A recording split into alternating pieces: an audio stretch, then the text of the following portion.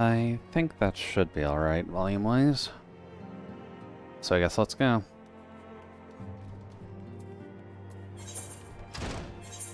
Shoot.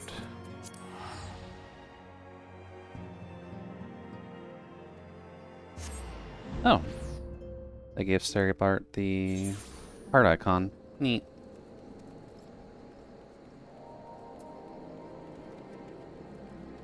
Let's see. You are still in the 20s range. So it's gonna be a hot minute still. Oh.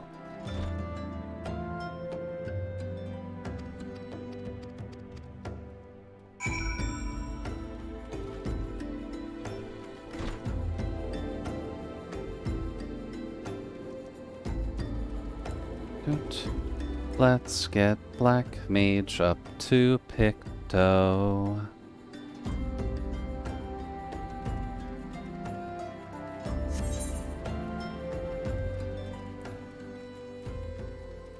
How am I actually going to end up dressing this one once we actually get them later into progression? Not actually sure what specific gear Pictomancer may get, but since it does at least share with Black Mage, and Red Mage for that matter, should be alright.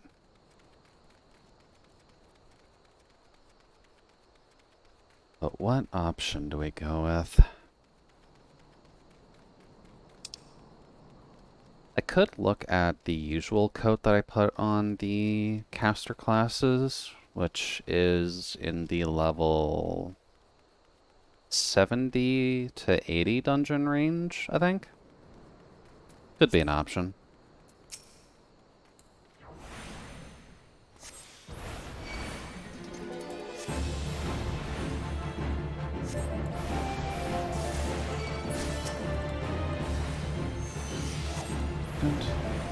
Oh, I didn't even do the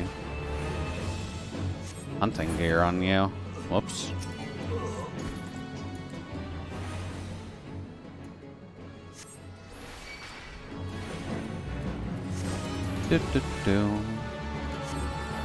Just gotta get rid of you.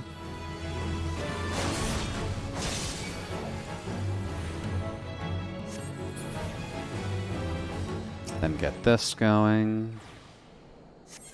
This should be the initial E-free prep, so that's okay.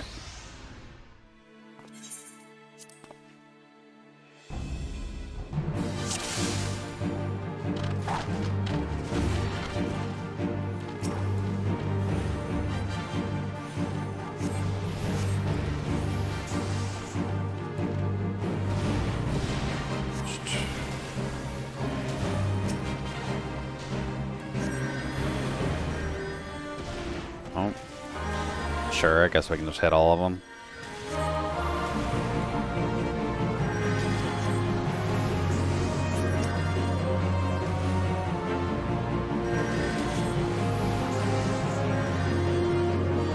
And there should be a group behind me as well, isn't there?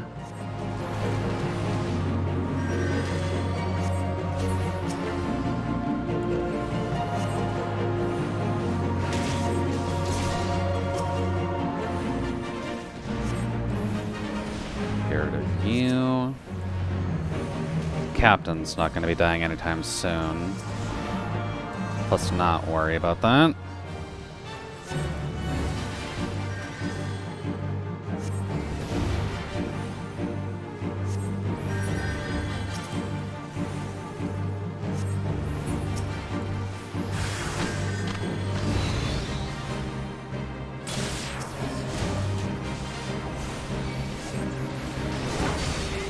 Then you can do that.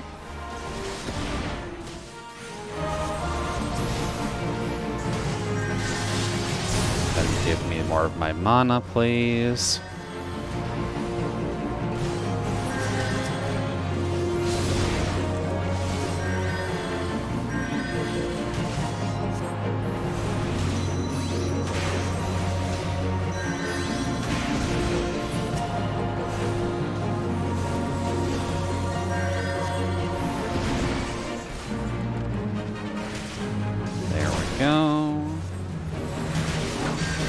cruise over the countryside because fuck you.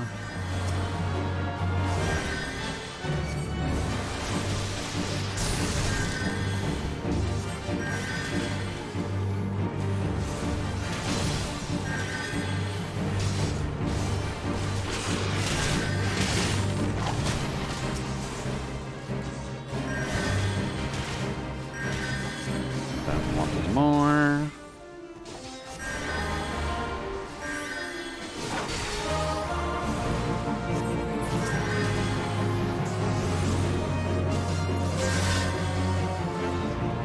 I don't think the sergeant can actually die there, so that's alright.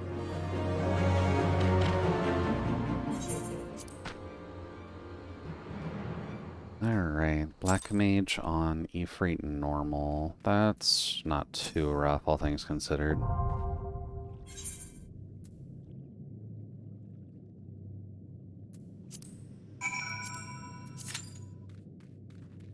Oh, that's actually pretty short. I guess it's Saturday, so yeah, it's not too bad. Although for DPS, that might be slightly false. Why don't we get some of this stuff out of the way while we're waiting?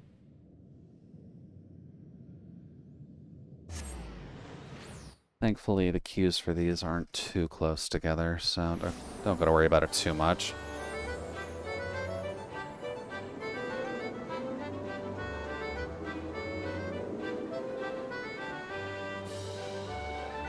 Now, how's our luck with mini-cact?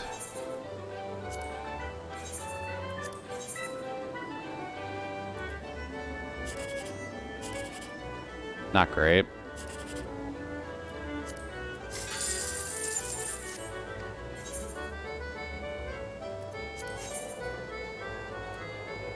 Down.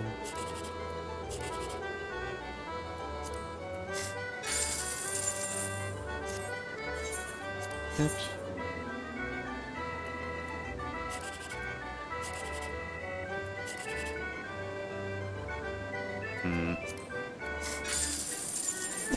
Literally 72 each time. That hurts. Okay. All good there. I believe I haven't checked this since the last time, at least on camera, so I probably don't have anything on Big Cactopod either. But never hurts to check.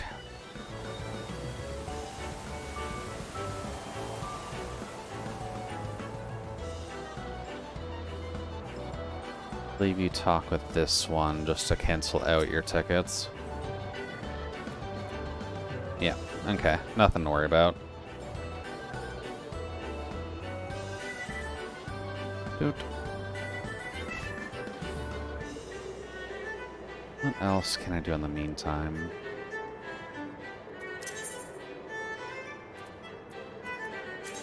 I can check the market board. See if there's any of the caster gear that we want.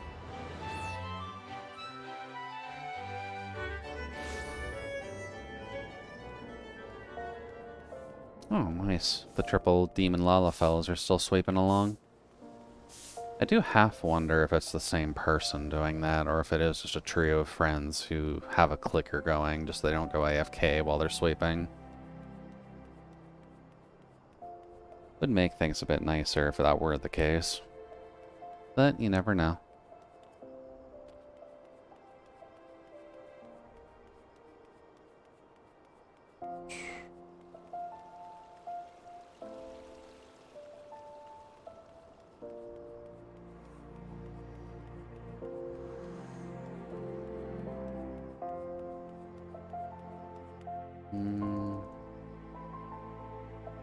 Oh, there we go.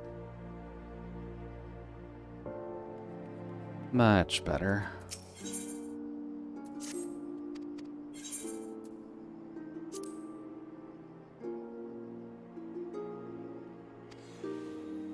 May as well get our free Fantasia while we're here.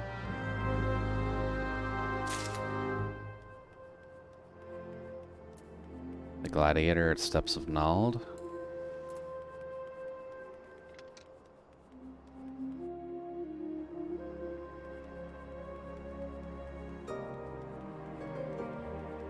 I guess they're just over here. Okay. Let's see what you got, little gladiator. I trust in your decision with Fantasia. No one can screw anything up when they've got Fantasia in their blood. Oh, too far. I was expecting them at the Colosseum. Hello.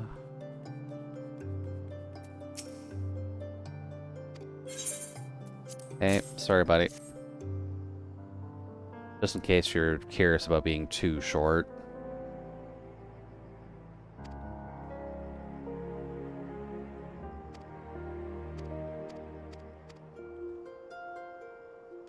Oh, he doesn't actually use it here. I guess he tells you about it.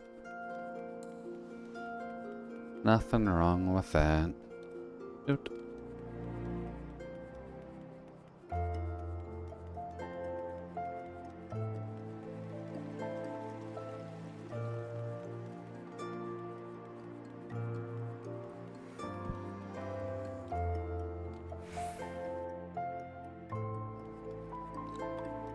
Here you go, sketchy merchant. Your drugs have been actively delivered. Enjoy.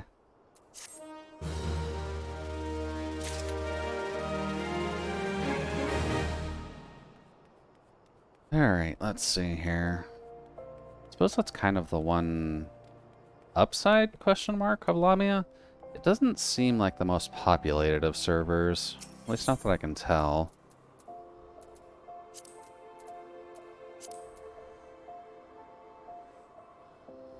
Let's see. Hey there, Frank. Welcome in. Yeah, we're just doing a little bit of potato work today, because I am fucking tired. But how's the night treating you so far? Is everything at least going well?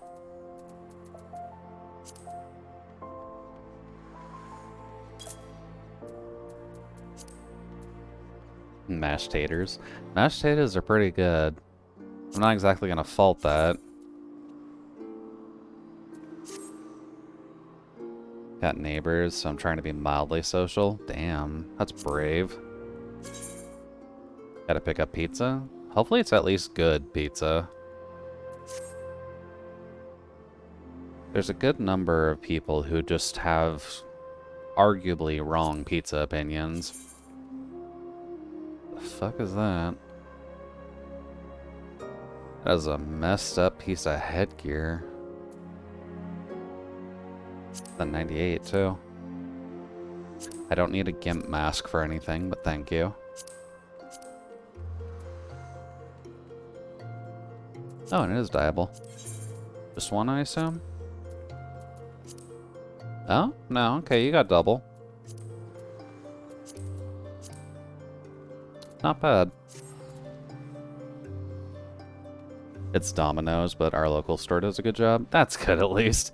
I was about to say, Domino's is greasy cardboard, and I cannot recommend ever getting it. But at least if you've got a good local chain, that is generally what matters the most. That actually works pretty decently for a Pictomancer. Bray is pretty on point, but...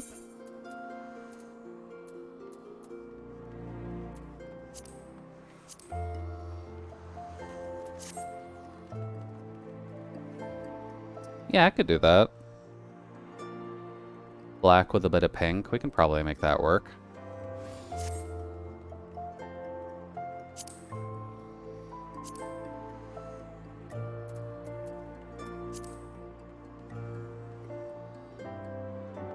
Let's see.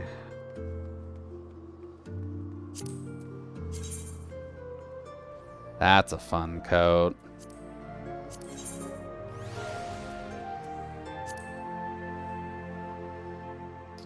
Pretty nice looking coat too, actually.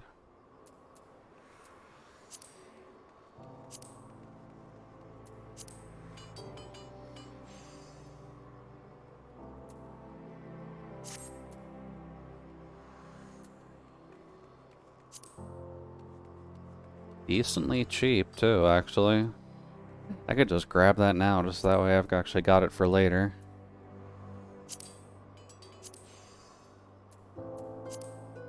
Let's see, gloves.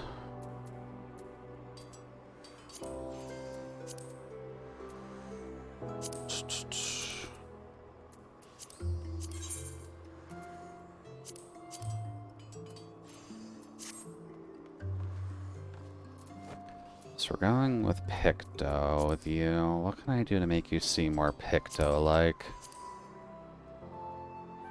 Those are boring as shit.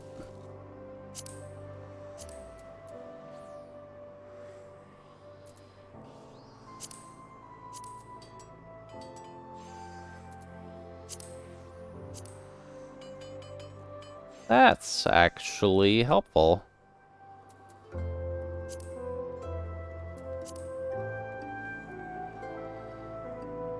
Wonder where you get these from normally.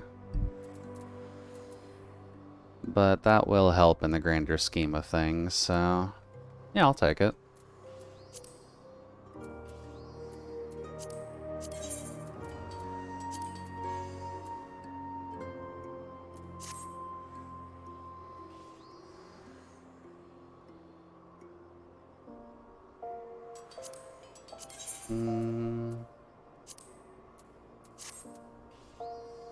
Nah, it's just too close to her skin color.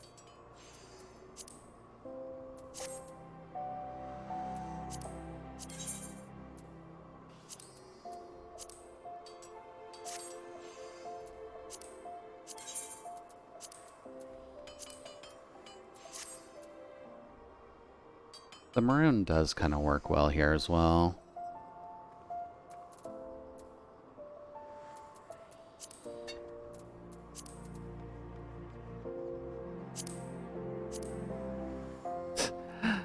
Okay, I don't think this is super needed either way, but I'll just grab that since dress. I can use that for other stuff. And then for you, realistically speaking, any of the boots works. I just need longer ones that actually go up.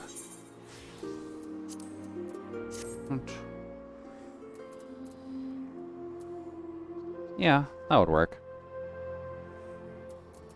So I guess main thing is just this hat.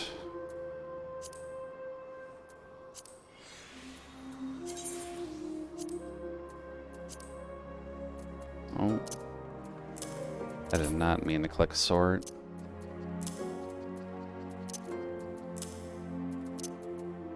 Ouch.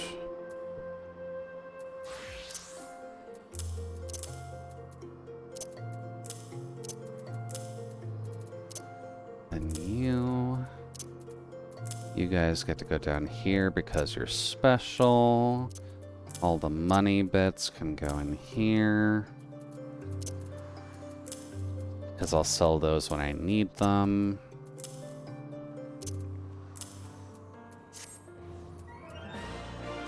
Okay. Got a rough idea about what we can get gear-wise for visuals, at least. That's not too bad. I can probably find stuff that's a little better in dungeon, but that's at least good casual wear for a Pictomancer.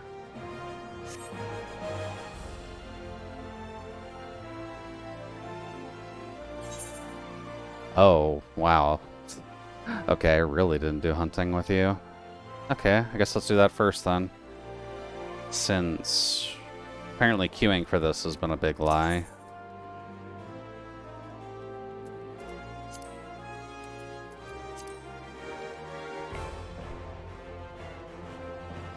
Yeah.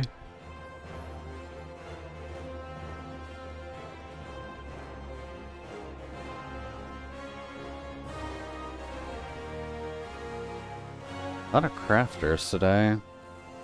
I guess it is Saturday. Probably not streaming since I often try to continually stop and check the status of the gathering.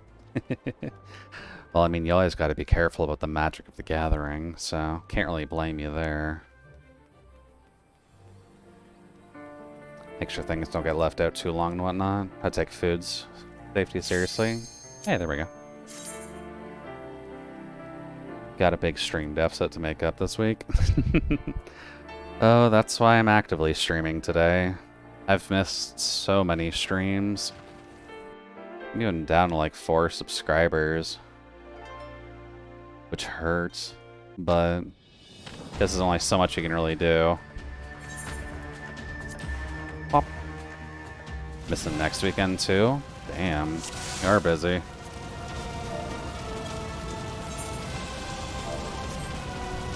Yeah.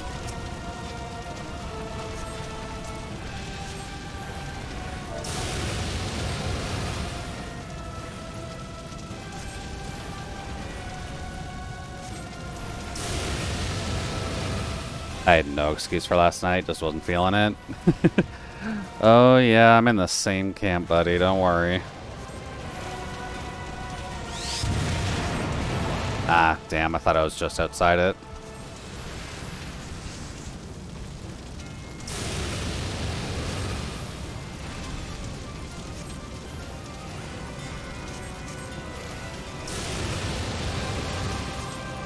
Oh, healer, you really should not be standing there.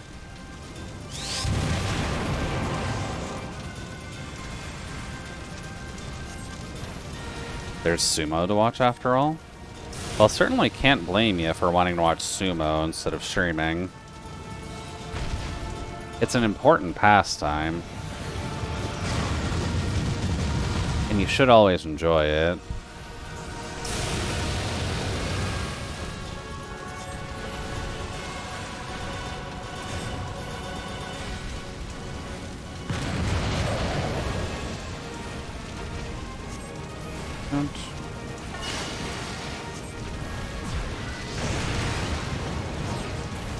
There we go. Here's number 1 down.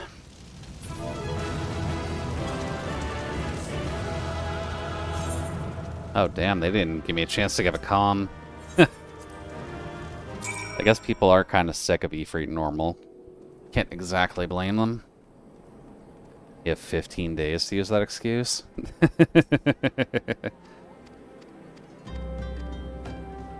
Well, we're halfway through the journey now. I guess halfway is not too bad in the grand scheme of things.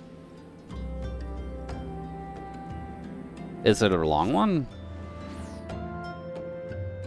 Like, is it a 64 round robin kind of tourney, or is it just match after match after match? Grand Sumo always runs for 15? That's pretty good. Consistency is always important, so I can't exactly fault them for that. Eh.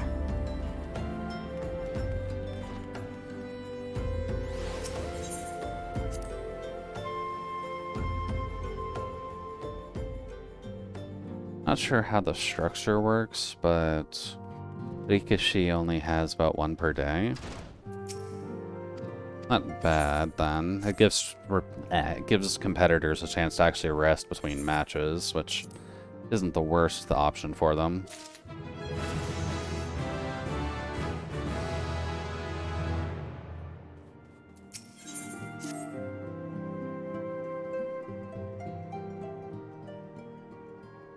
It's 5 divisions, so it runs like 9 hours. Ugh. Well, I guess it is a big enough tourney, then. Good on them for actually keeping sumo alive. I was half curious who would just be dead in this day and age. But I guess the spirit's alive and well, so... as long as folks can enjoy the sumo, that's what matters the most.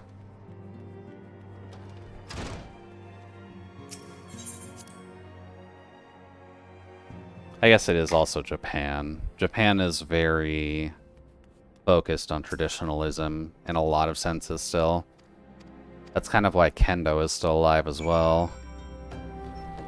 Gotta go nab pizza. Alright, sounds good, Frank. Best of luck getting ya bra, or getting ya za. I'll be here if you need a place to escape to. Have fun with potato time. Oh, we'll be doing our best with tater time at the very least.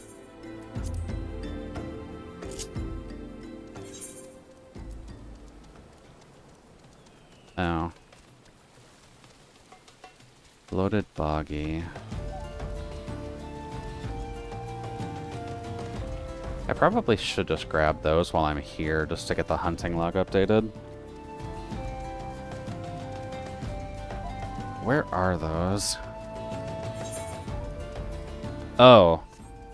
I'm going the complete opposite direction if I'm going for those.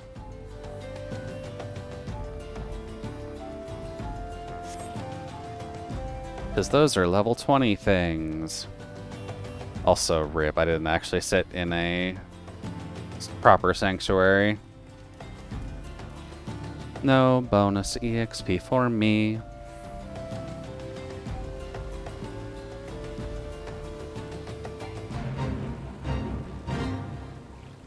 Thank you for not initiating a goddamn battle on me.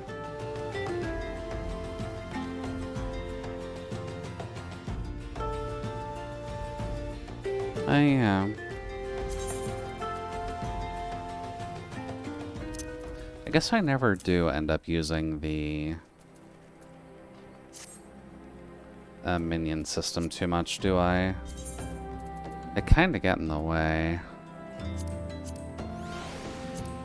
Sure, we'll keep an FF8 pro tag with us.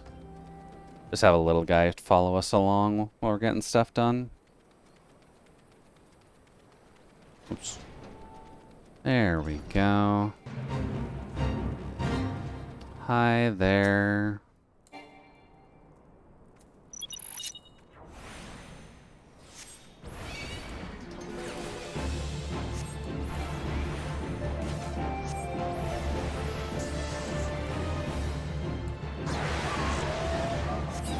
One.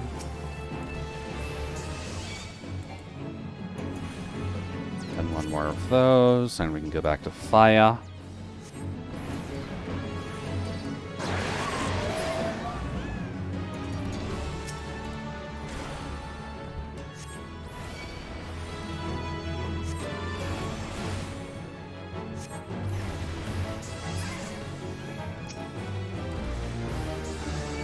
There we go.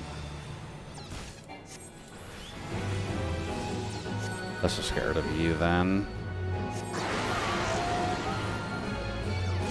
Good.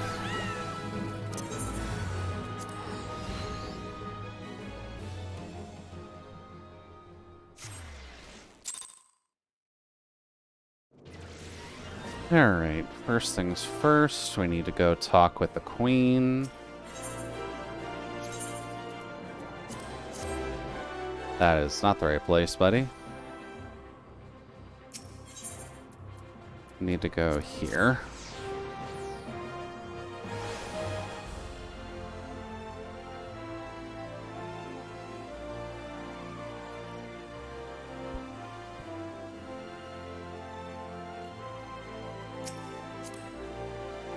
Shoot.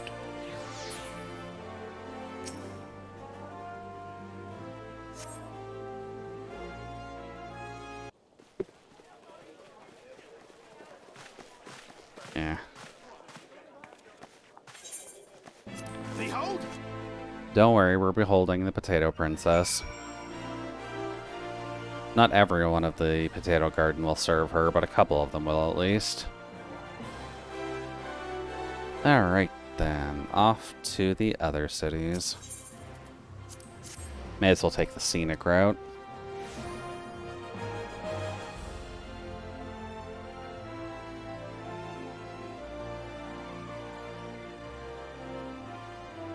Shoot.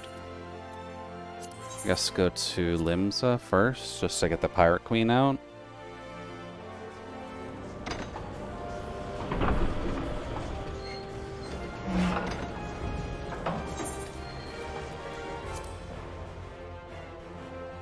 Ooh.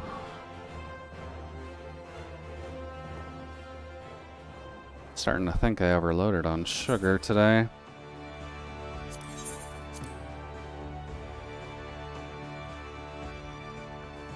Should not quite be this tired.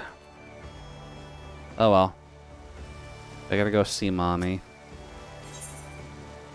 Dude.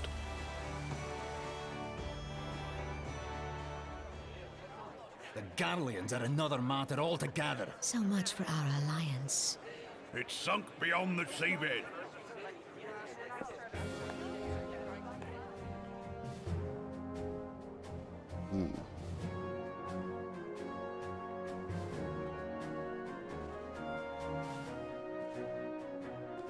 I guess if we're gonna give her part of the red color scheming, maybe good to just join here just for immediate red gear. Hearken unto me. Look upon this, our mighty crimson standard, and tell me your hearts do not swell with pride. That, and she does just have a commanding 700 presence. summers have come and gone since our forefathers first ran aground in this fertile You're never land. gonna get me to say her name, In but that time, guided by the Mother of Oceans, Limsa Lominsa has grown from humble fishing village Gotta to appreciate her. uncontested ruler of the 5 seas and beyond.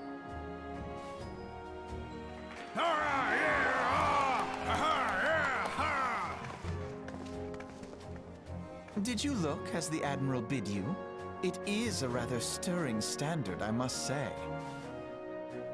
ah, yeah, the twins. Crimson Field is meant to signify the blood of fallen crewmates, while the Black Longship represents a pirate vessel. I'm good. Actually, now that I'm listening to it again, Marched upon Eorzea. did We his assembled voice to meet actually the Maelstrom change going Standard into and our grand company. Shadowbringers? Maybe. All answered the call, from the Knights of the Barracuda to Hilfier's bloody executioners. And together, we met our would-be conquerors upon the field of Cartano. That day, the world bore witness to the united strength of Limsa Lominsa. I swear to Oh. you, no army ever fought harder or with more courage. I didn't do my Duolingo Yet many practice of today ours either. did not Whoops. survive. Should probably do that. Join me now in remembering those who fought in the name of freedom and Actually, fell. May their should I look souls for a be different returned to the platform? sea. I heard something about the Duolingo CEO firing like all of their workers for AI. Freedom. Yes, they have always been rather fond of their freedom. Might be an Much as the option. Beast tribes have. I'll have to put some looking into it. There might be a better platform for learning French. It has been 5 long years since the calamity struck. 5 long years of tireless rebuilding. Yet still Only the 5? wounds of the calamity fester and weep. I'm sure it's When I stand fine. atop the mizzenmast and gaze out upon our battered and broken vessel, I see an undying spirit. Did we not build all this from the wreck of the Galadian all those centuries ago? Shall we not do so again? Yet there are those who would see this ship of ours sink beneath the waves of the restless Rotano. Yeah, that's about normal, unfortunately. Creep ashore seeking blood for their accursed god. Those fishback The Sahagin bastards. have risen? While the mines of Ogomero spew forth kobolds who push ever south, despoiling our lands as they go. These savage beast tribes will be the first waves to crash against our creaking hull. And behind them swells the grim tide of the Garlean Empire. That dastardly Garlean Empire. Fly their flags within our borders. Doubt not, but that they will be upon us ere long. We are well nigh surrounded. Yet there are those among us who would rather turn their swords Man. against their crewmates than our cannons against our foes. How can we hope to repel our many enemies when mutiny breeds below deck? There is but one course left to us. One bearing that will bring us victory over the beast hordes and the Empire both. There we go. And see this ship safe to port. Duolingo practice done while Merweb was getting her speech done. Twixt pirate and maelstrom, and stand fast with our adventurer brothers against the coming tempest. Mark ye well. A crew without unity is no crew at all. 'Tis but a mass of drowned men. Yeah, I'd say that's accurate. To me, then, brothers and sisters of the sea, gather beneath the undying crimson standard and pledge me your strength, your skill, your wisdom. And with the guidance of the navigator, this great vessel of ours shall ride the waves till sea swallows all. Long live the Admiral! I mean, you can't really fight the pirate captain. Oh, where's me cutlass? I'll follow ye to the seven hells, Admiral.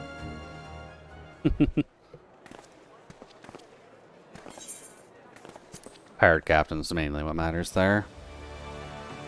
But sure, thank you very much. We'll probably do what we usually do and join the Limbs and Laments up front. Doot. It'll make things easier in the grand scheme of things.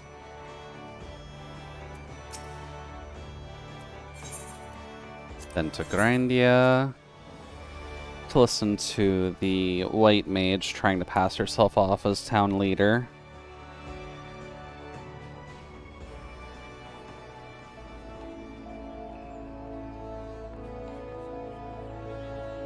Do, do, do. There's not a good spot to get to this.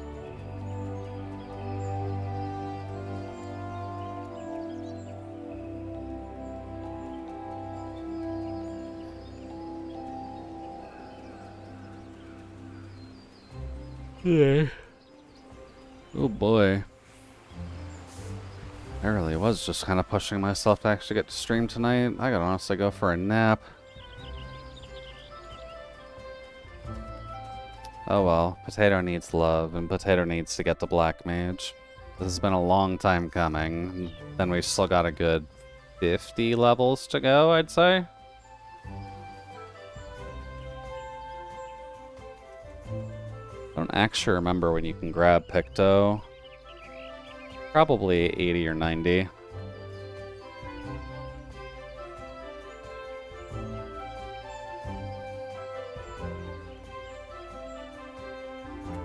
Maybe off stream, I should probably do the hunting log for her, just that way I can get the EXP in. It'll make life a hell of a lot easier in the long run, just that way I can grind through story when I've got the chance.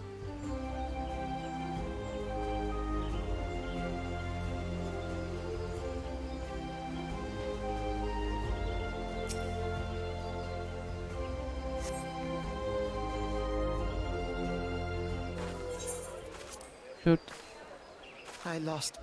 Bye-bye, White Mage.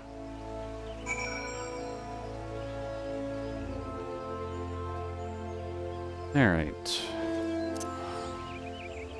Then we go talk to Minfia. We choose our standing army, go find them, then get Briggs.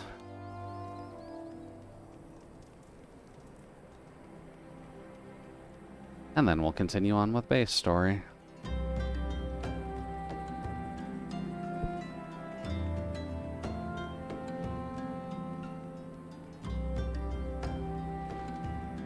Oh, Minfia, where are you?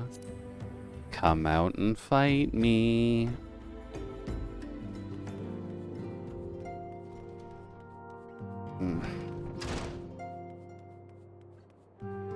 Just give me one quick second. Stretch and crack.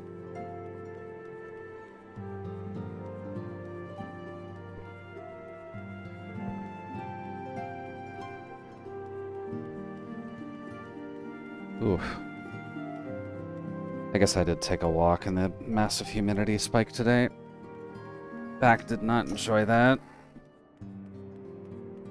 This is why you gotta keep oil on hand. Dude. Maybe that's the reason I actually care about slimes so much. Maybe it is just a fact that I hate having bones, and having to not worry about that is probably a deep-seated dream.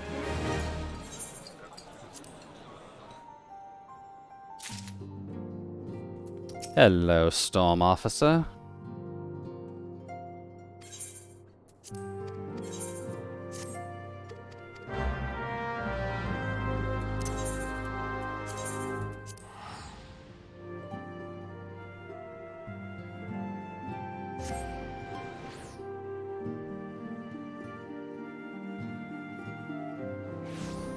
Okay. Oh, this is where most of the people are. Okay. I guess it's just Ul'dah that is a little lacking in people. That's alright.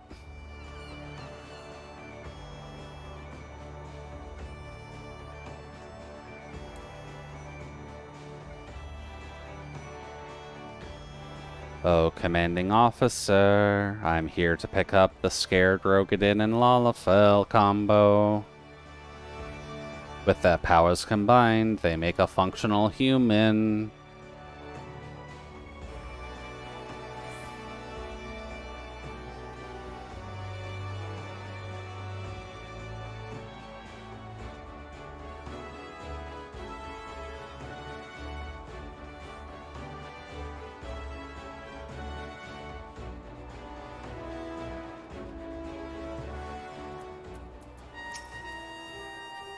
There we go. And you can't skip this cutscene.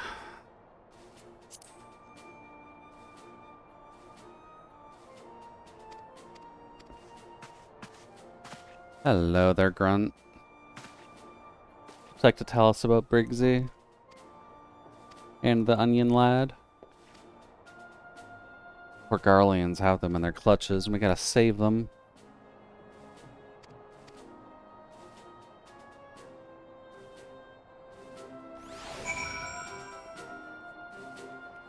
Let's see. Grabbed pizza and slept away? Look at you. You really are a ferret.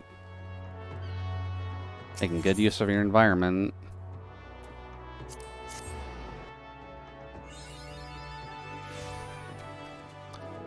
We're just getting the basics guild heist system unlocked right now. Nothing fancy. Just gotta save a big old buff guy who can't fight to save his life. And a potato. Or an onion in this case.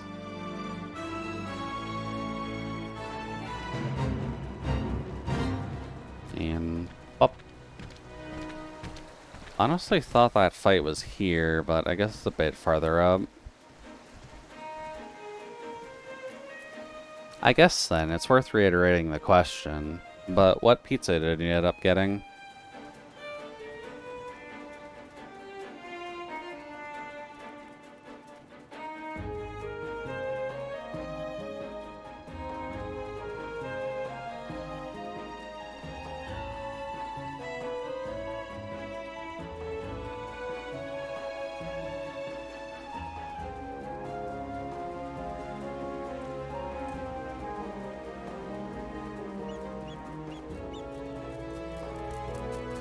Oh.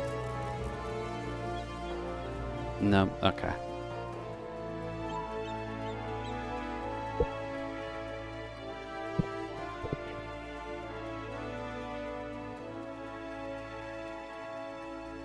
Well, at least hit 30, so it'll at least be worth getting a 2 Black Mage.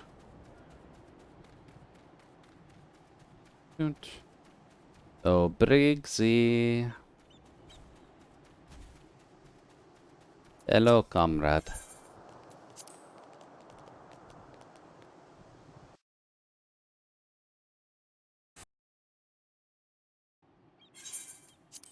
Yes, your friend is not having a good day. Don't worry, we'll look into it.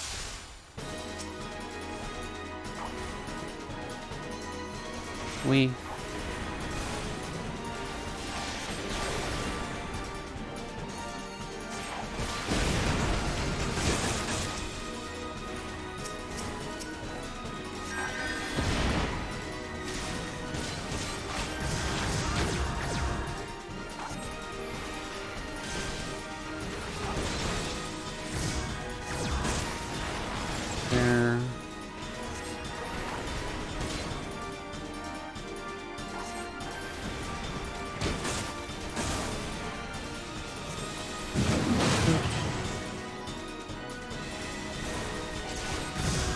They should stay alive without my intervention. Even with the negligence I end up pulling off.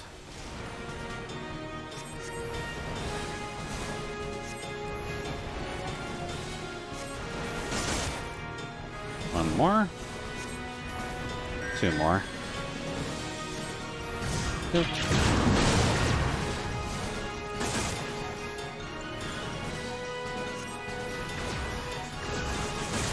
Oh, that wasn't even Mr. Robot. Come on, hand. I guess getting rid of the support also matters. Bye-bye. Then a little electroshock therapy for you.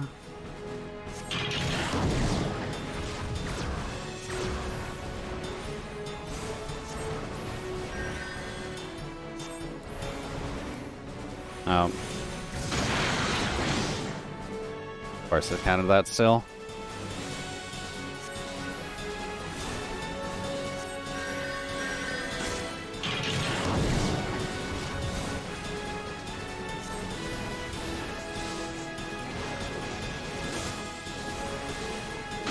Yeah.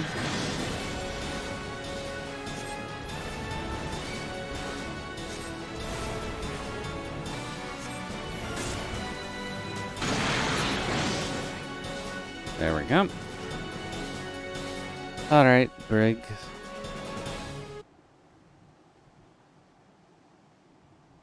Right, Briggs and Wedge. Hello, little onion man. Welcome in.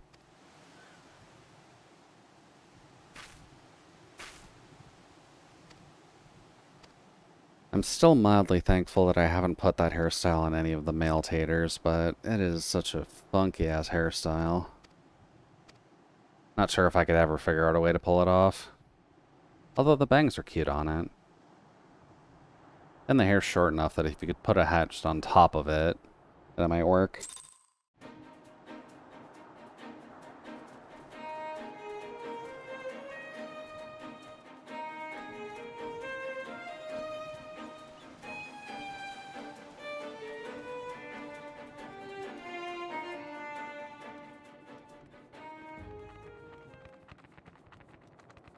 Ow. Back, please.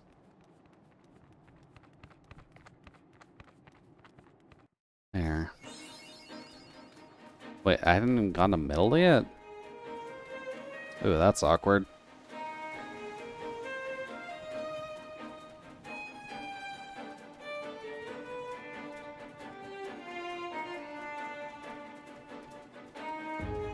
I'm coming, Maelstrom Command. You better have my red coat ready for me. And this isn't Star Trek, so you can't fool me.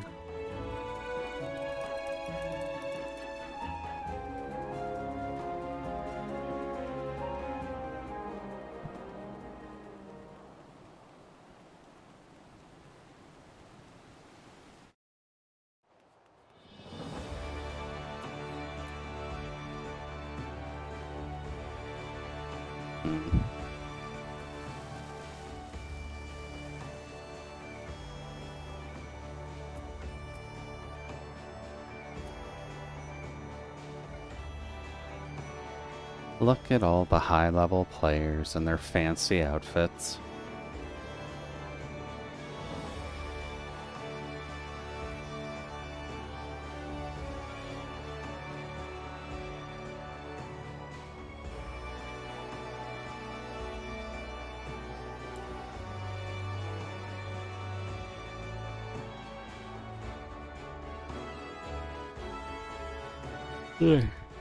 I will say the one thing with Jog that I kind of wish worked was to actually keep it persisting between areas.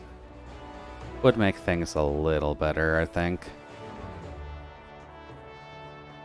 Because it already has the condition that you lose it if you get into combat. That shouldn't really change with the city, even if there are no enemies here.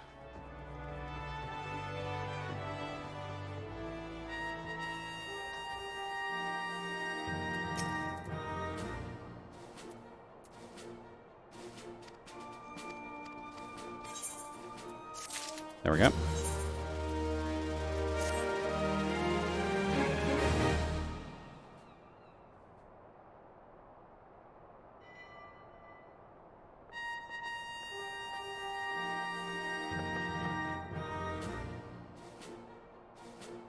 I guess he is one of the higher ranking guys.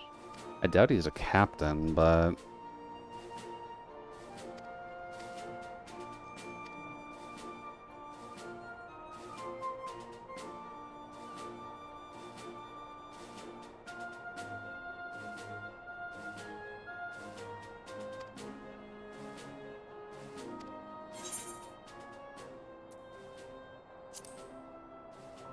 Sure. We can be straightforward. The creative energy is once we actually unlock Pictomancer. Oh. I thought because I had a choice in it, you could actually skip it. Okay. I guess some of them are.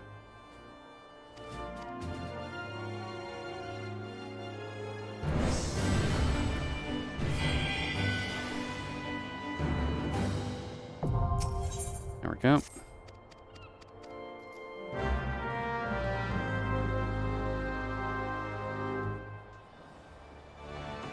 Dude.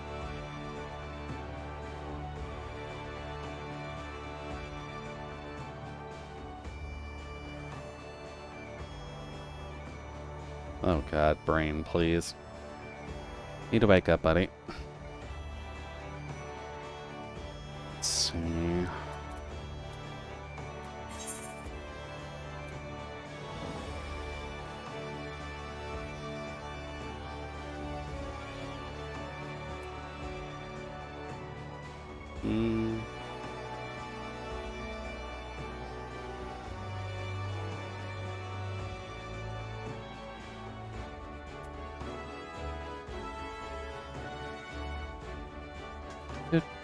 Okay, another try.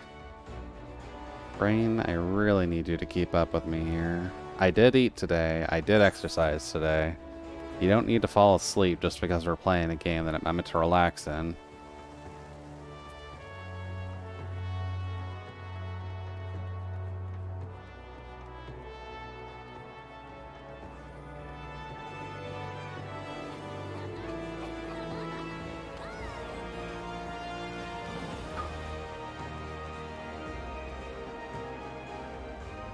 You know what? I don't know if any of these are actually part of the NRI.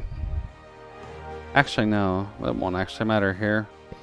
This specific ship doesn't go there, but the airport one does.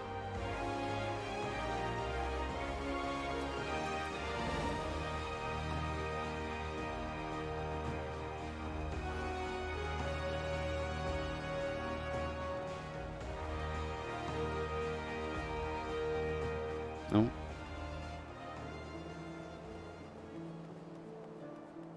Dude. Get back on track, my little potato.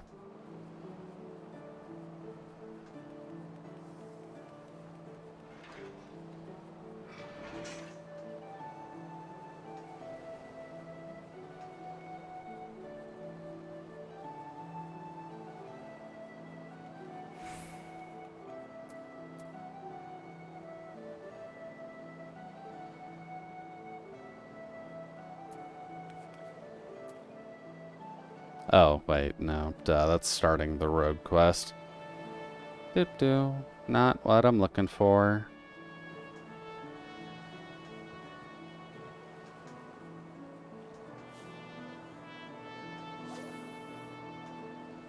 There.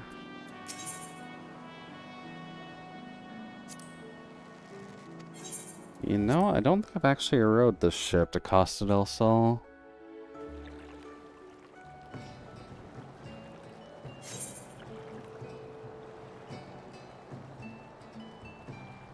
Usually just get there the more of a manual way, because you're just thinking of the India paradox, where they try to go around the world to see India instead of just around it.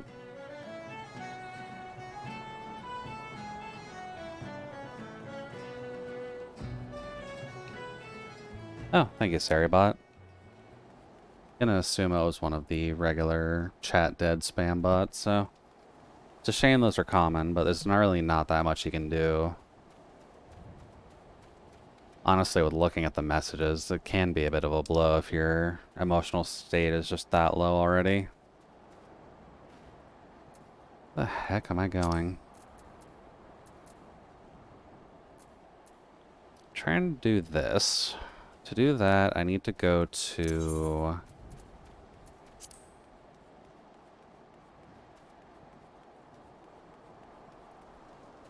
Need to go to Lower Lanoska, I think? And the ship's down there. Aleport doesn't quite get us there.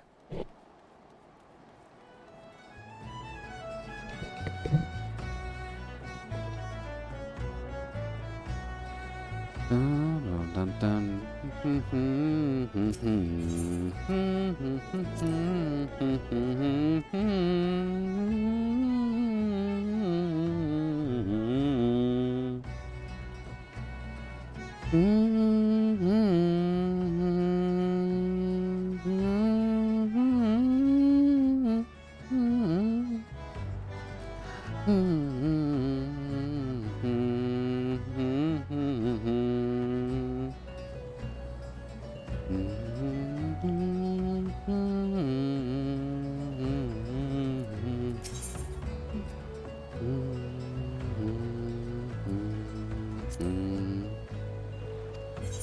Where exactly is Candlekeep Quay? Oh?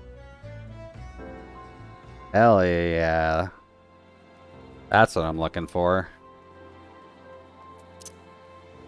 Easy access, baby.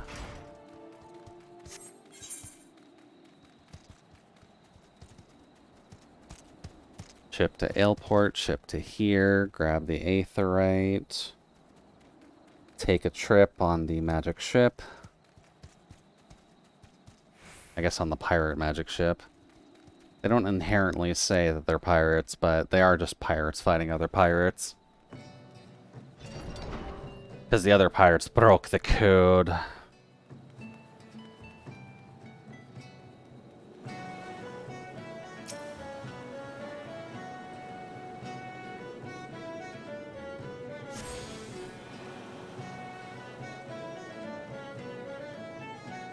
Oh. Couple of strangers.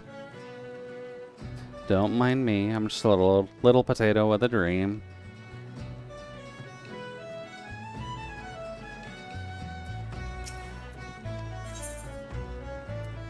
Doot.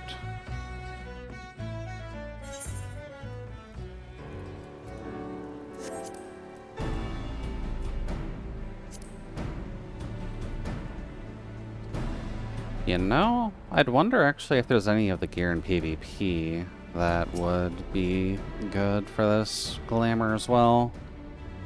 I could actually wear that a lot earlier too.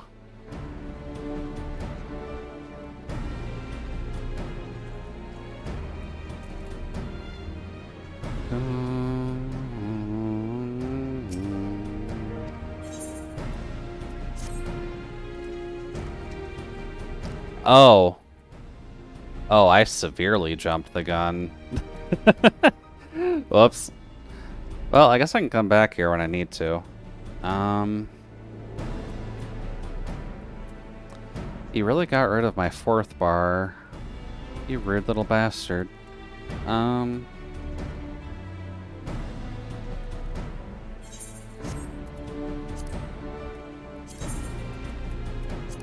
don't touch Potato's fourth bar. We need that.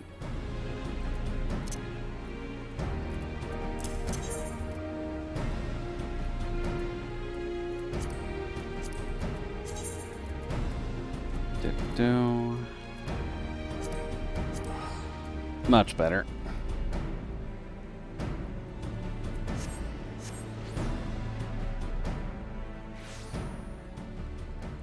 Well, you still give me enough to actually get the chocobo, so that also works. Hey there, Swergelm. Thank you for the colors, even if your outfit is nasty.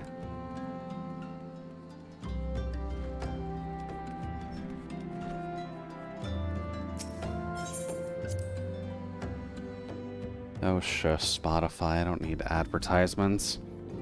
I already have to pay for your services to get rid of all this shit so I can listen to Vocaloid. I don't need you giving me more.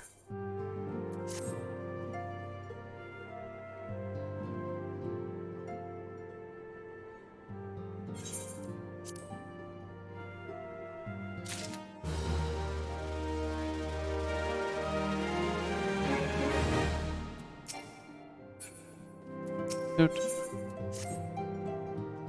Self-management is what leads you to Garuda. I guess in this case, it technically brings you to Titan, doesn't it?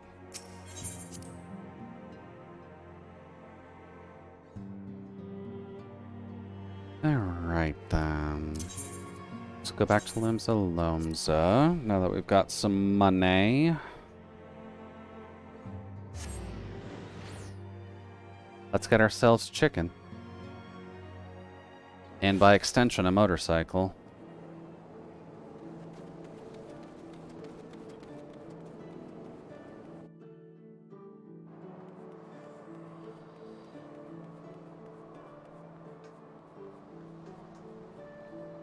Come on, Cicero, you can do it. I believe in your little potato legs. Take us to the sussiest dimension possible and we'll be good.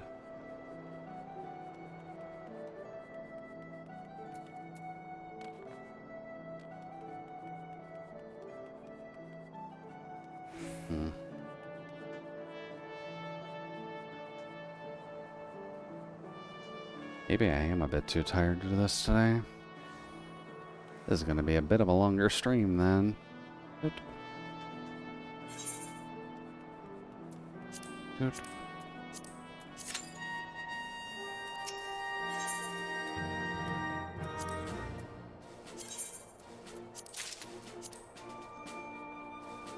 Doot. Go, my potato. Travel at the speed of light.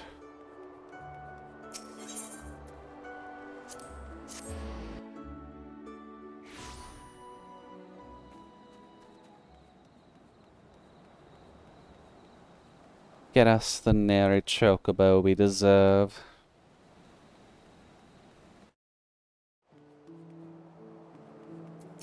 Don't. Here you go. May I have a whistle, please?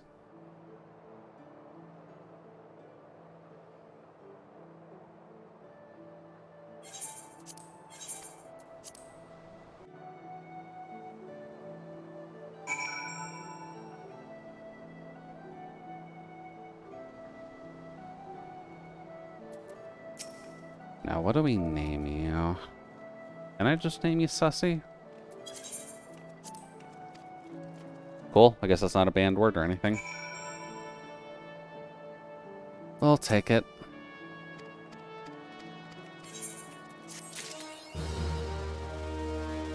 Let's see. I probably should go to Ul'dah, just so that way I can get the level 25 quests out of the way.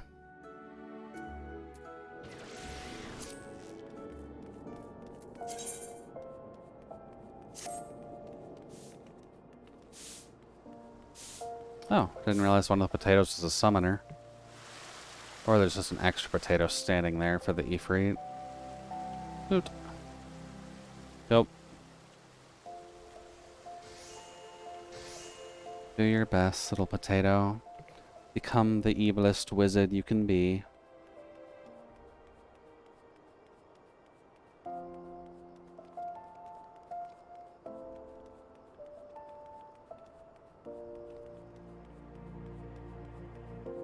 Don't.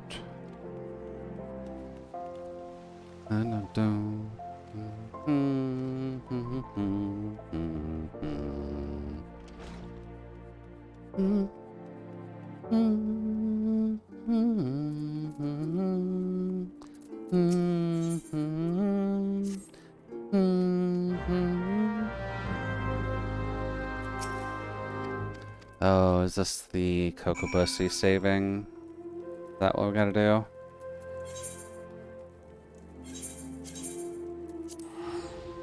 He's fallen to true darkness, and he's not even a wizard. Whatever shall we do with the Cocobussy?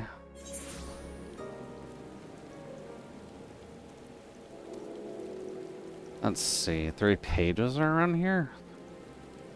This is a very specific area. But let's see.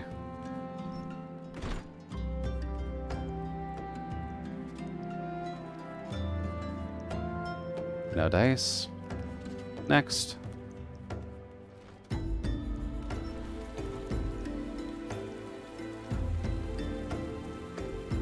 Oh. Hello.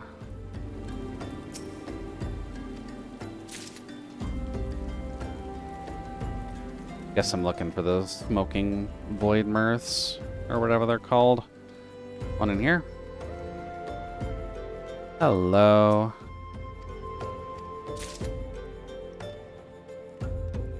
Now then, where's the last one? Upstairs, maybe?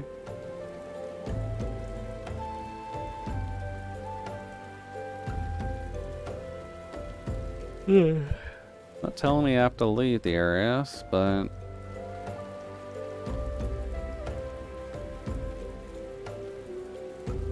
Ah, there we go. That's the usual spot they like sticking NPCs.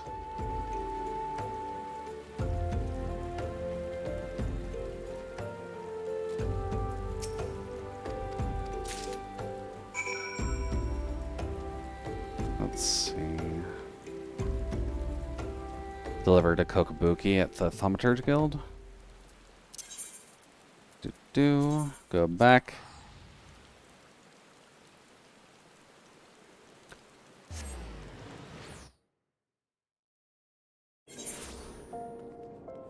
Oh, Kokabook. I've got your book.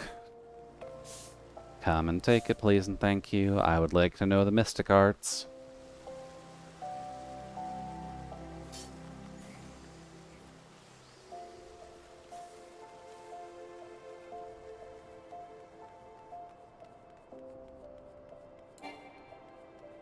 Shoot.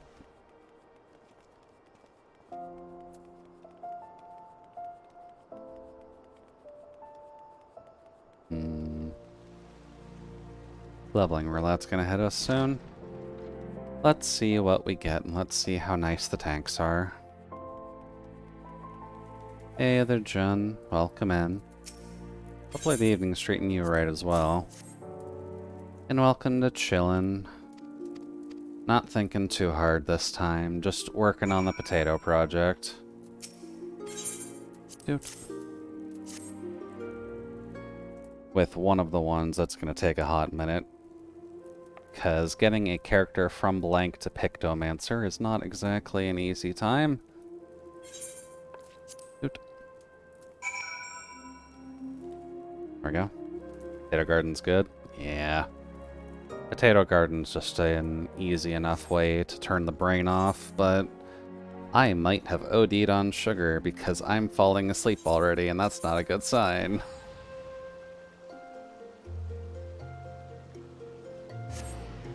But I did make decent progress on the Reaper candidate in the past, so she's pretty close to actually getting to her job.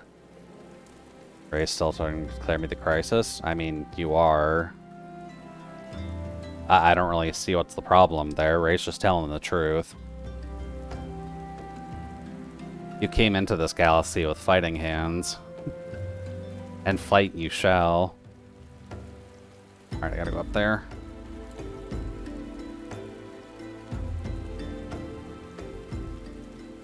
All I did was become the crisis. Yeah, it does mean that you are the crisis. No one's going to be able to take the crisis away from you, because Toto had ample cause to just slaughter Izo and didn't. I don't believe Kin has the option to tell the AIs to back off a little bit. Hi there, Ray. Welcome in. Yeah, Jun's trying, but you can't exactly fool the robot in this case. Unfortunately speaking, that's not quite where we're sitting. Actually, hold on.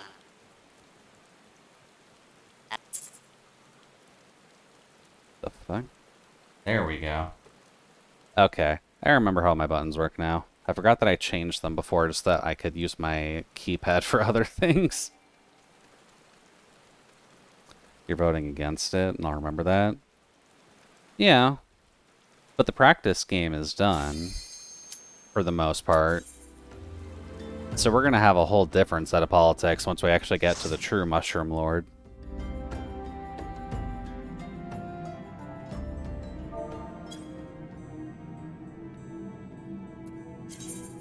Doot.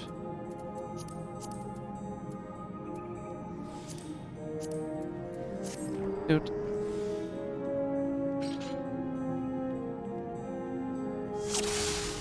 This one's not great for Black Mage, but that's okay. I'll shelve the dragons and bring out the foxes instead. Oh. Come on, Citrus Juice, you're a monk.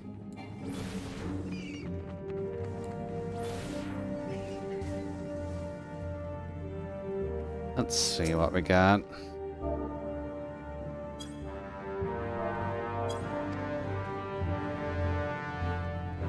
I still don't know if what I was doing was exactly accurate for what I'm supposed to end up doing, but I guess we'll end up seeing... Look at chat, bro. I guess we'll end up seeing if I just get my ass kicked when we do start the normal game. Because at least for the way that the mushrooms end up working, I can't actively start wars, so I'm just going to be defending myself for the most part.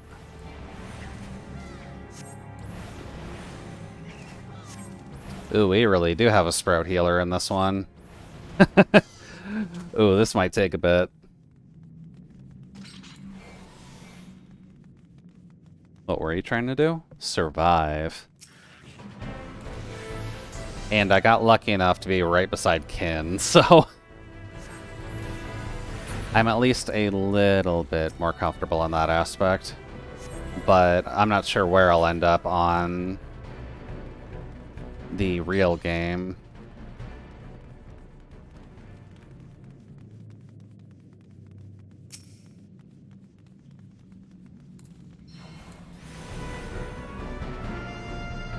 Bop.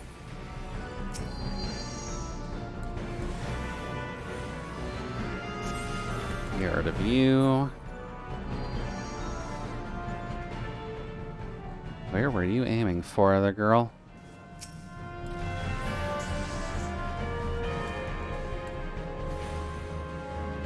But yeah, at least when it comes down to Stellaris, I'm not 100% certain what I should be aiming for, but I would kind of like to be a science-y dictatorship if possible. That just sounds like it'd be more fun.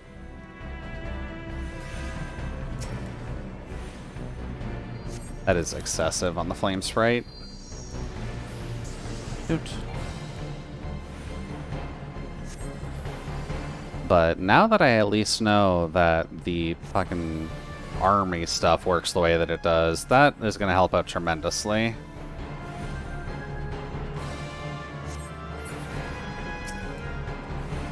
There we go.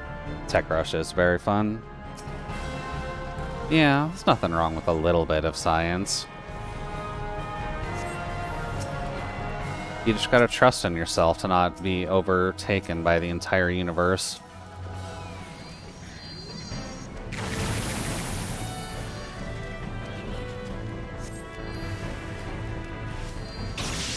There we go. Thank you. You'll die before I can get to you. You, however, won't.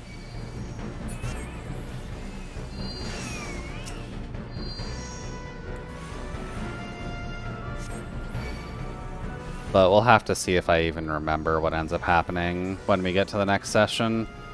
Considering it's going to be a full week by the time we actually get there. You get next to someone friendly who will defend you, you just build factories and science worlds. Yeah, that sounds about right.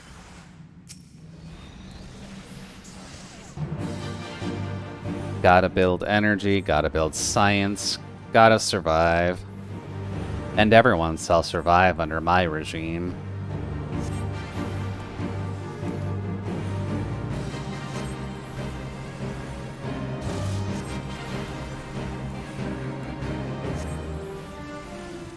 we go.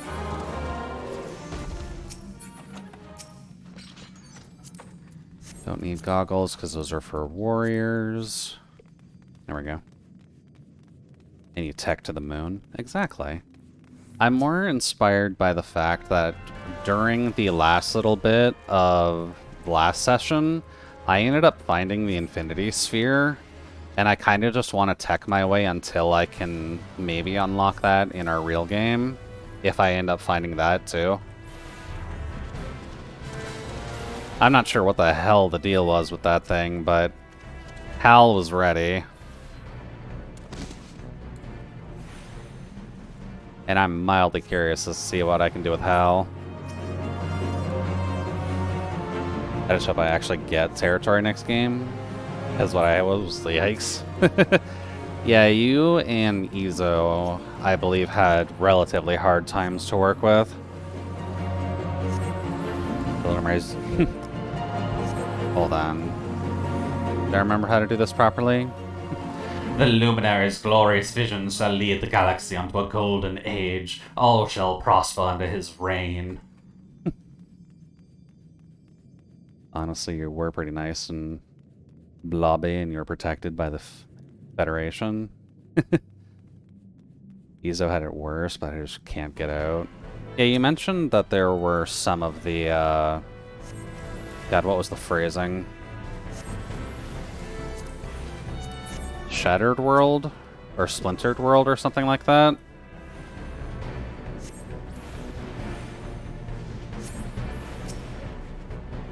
Oh, Fallen Empire. Thank you.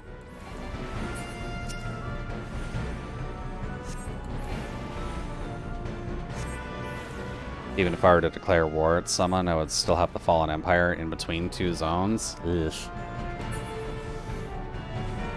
I did get insanely lucky with my spawn, just being in between the Kin AI and Trome.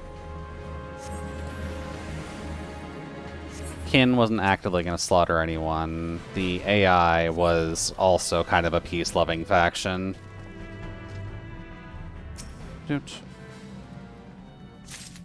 And I could just build. So me with my 3 ships at 100 power were the only thing trying to defend my poor little ass. Now I know how it works. And I will at least be able to defend myself if some random red monkeys try to tell me otherwise. Spawn was good. I was next to a lot of friendly AIs who were happy to get vassaled. And that's something I will try to aim to avoid next time, is becoming vassaled by one of the AIs. I'd probably prefer to be vassaled by one of the players where possible.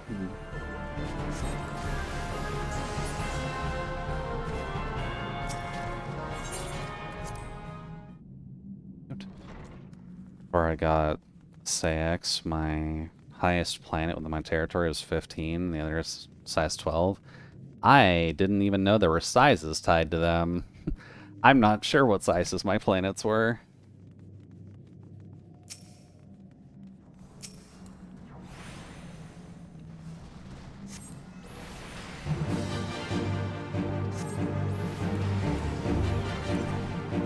There we go. Okay, to play the game right, you can make the AI give you stuff for being a vassal. Well, it's definitely something I should look out for. At least the King Kai Cloud Kingdom wasn't exactly a bad vassal to have, or lord to have, considering Kin made them to be a relatively peaceful one.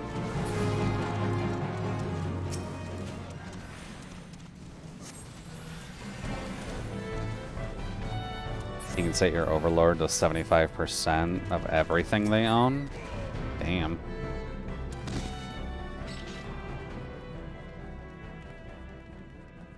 Well then, options are there. Should probably move up a little.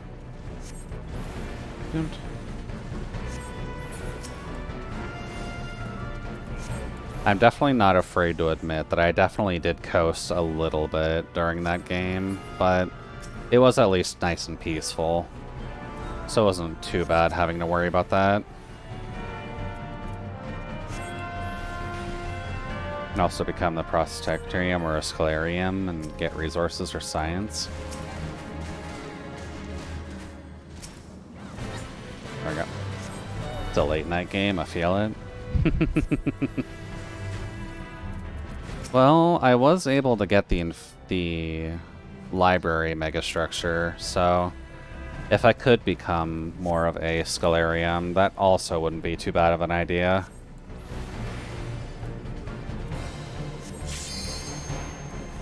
Oh, wait, nope, fire.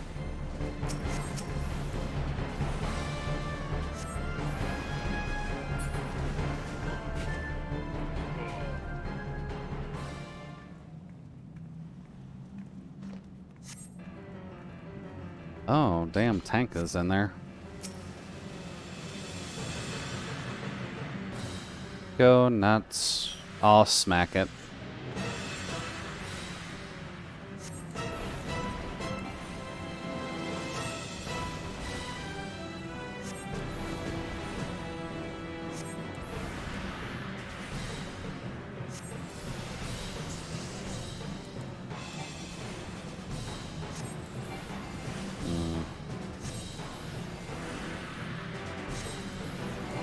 Well, one of the sprouts is a proper monk, so we should have enough damage in theory.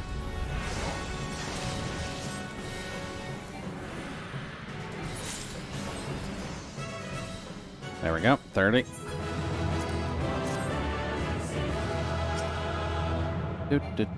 I need a quick button for leaving. Praetorium is a peaceful empire. I'll try to vassal anyone I can. But for the most part, they just want to be left alone. They have inward perfection and all that. From what I remember for the judicial collection, the general idea at the very least is still the fanatical pacifist dictatorship, so I can't start wars, and I'd prefer peaceful options where possible, but we do still have the Iron Hand that is going to lead to absolute destruction if you piss us off. At least, I'm assuming that's the general idea.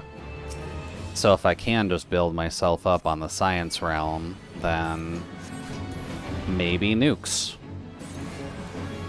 Why not nukes?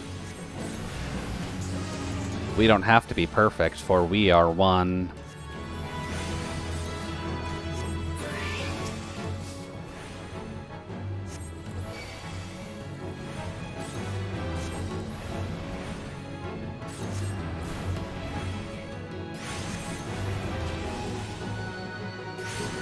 It should just be 3. No? 4? Okay, hold up.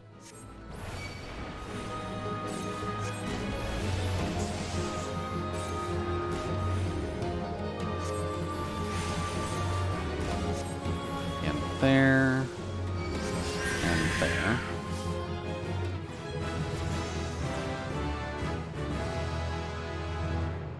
The Praetorium is pacifist, xenophobe, and spiritualist. The goal is to blob early, and then just build up in my own little corner.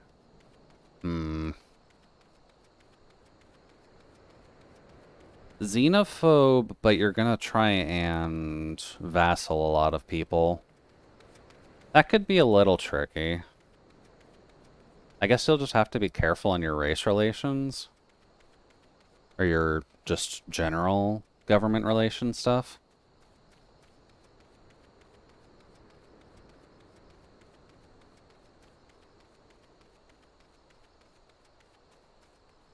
It is, but it's not that bad, especially if we have a lot of friendlies. I believe in the real quote-unquote game, we should have a good, like, 11 people? At the very least?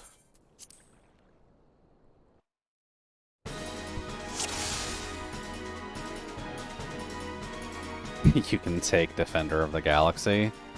Oh, that should be interesting. Kin's debating on what they should do. Well, I mean, it is Kin's game, so they do have the option, at least. But if Kin wants to give some of the newer players half a chance at understanding what's going on, it may be in best interest to just set them on being a little bit easier.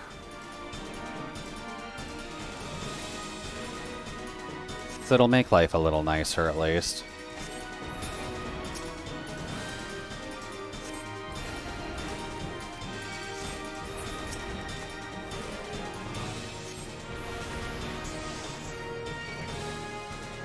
Hit it. There we go.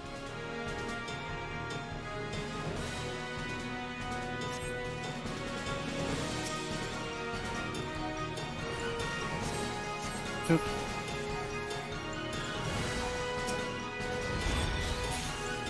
Oh, okay, they're scalable. I did not realize those things were that weak.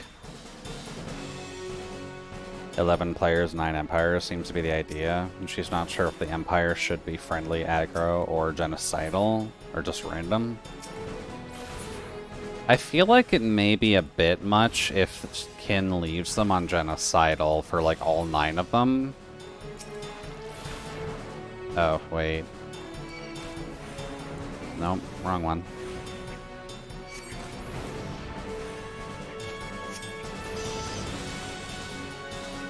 But having a mix may not hurt.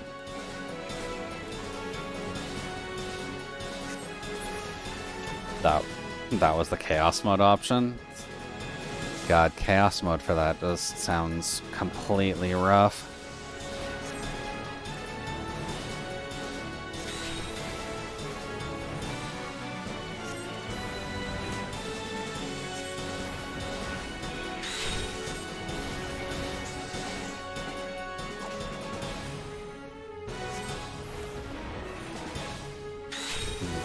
Swap.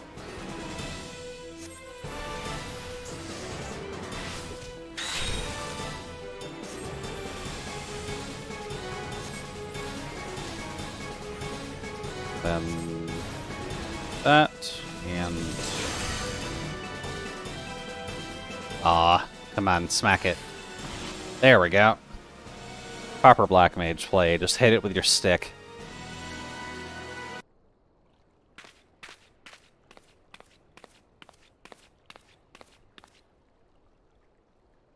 Hi, other Coco Quads. Still looking for Coco Bussy, but it might be a bit before I actually get to him. Shoot. So if we've got 11 players, 9 empires, that will leave a bit more space for all of the players as well. So if there is total collapse, like what happens with Ezo to multiple people during potential genocides, then it would at least make it easier if there were less AIs to deal with. And we kind of have our own soft rule to not completely annihilate each other as players, at least. So it does seem survivable, just as long as not all 9 of the AIs are genocidal. But if there's only a couple of them that are, that should be alright.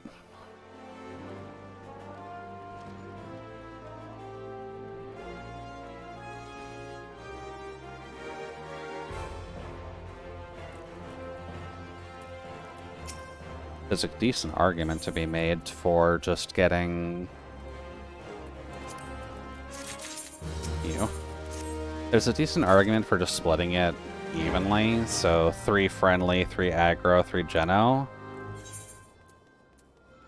Or maybe if you want to balance it out a little bit, you could do maybe 4 friendly,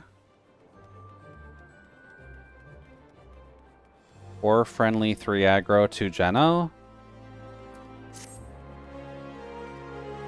That way you've still got people who will actively fight, but the people who are actively looking for blood won't be too severe unless you piss off the aggro people.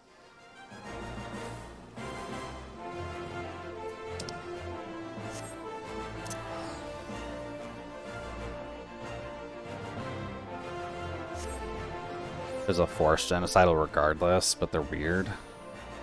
The Chosen are weird. Which one were the Chosen again? Because I think I remember interacting with them and them being like, hey, by the way, can you just sacrifice 100 of your population to go into our harvesters? And it's like, please don't eat my people.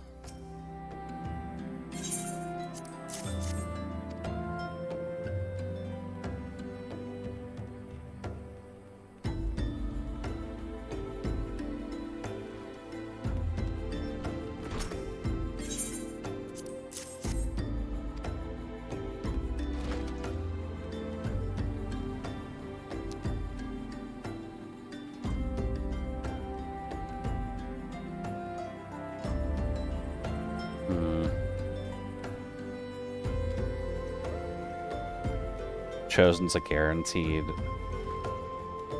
generic empire who spawn on an island disconnected from the galaxy via wormhole. They're fanatic purifiers and pretty strong. I think they're pretty arrogant as well, from what I remember at least. But hopefully speaking, someone can put them in their place, but if they spawn in on an island outside of the galaxy and then just wormhole in, that's not exactly making our chances better.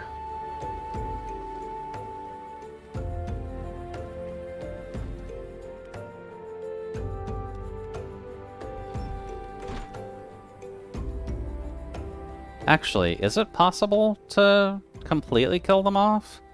If they spawn in on an island we just don't have access to, then presumably speaking, they can just always come back no matter what, unless you block off the wormhole specifically that they're coming in through.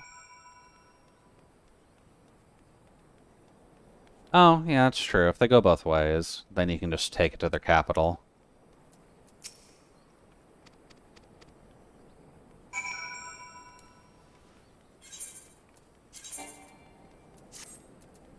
Don't.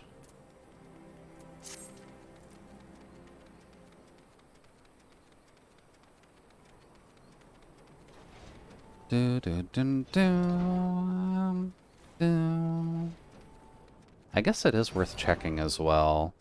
Are frigates bad ships to work with?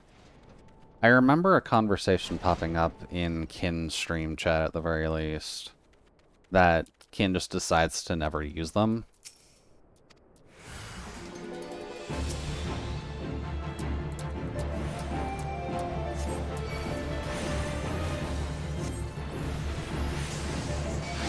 Frigates are situational? Okay. So I did do something slightly wrong while managing my shipyards yesterday.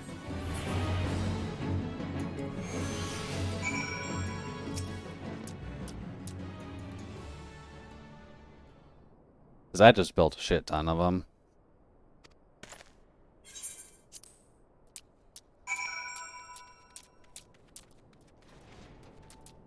Dude.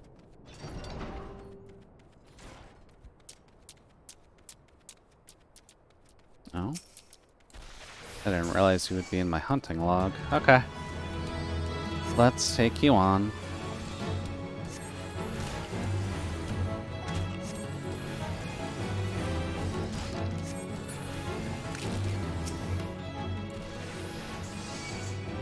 There's two reasons to build them. One is Cloaked Assassination Fleet because they have insane Alpha Strike. Two is because they have disproportionate fleet power per naval cap and can scare the AI away. Well, I mean, if given the option, I'm fine with having an option to scare the AI away.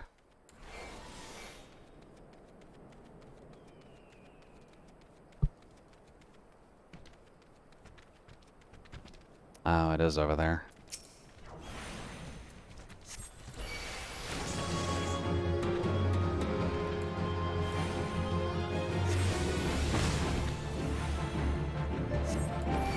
Dude.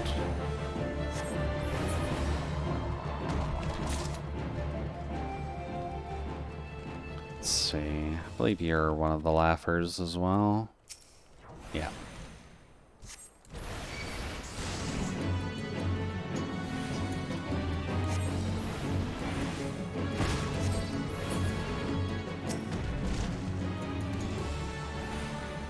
There we go.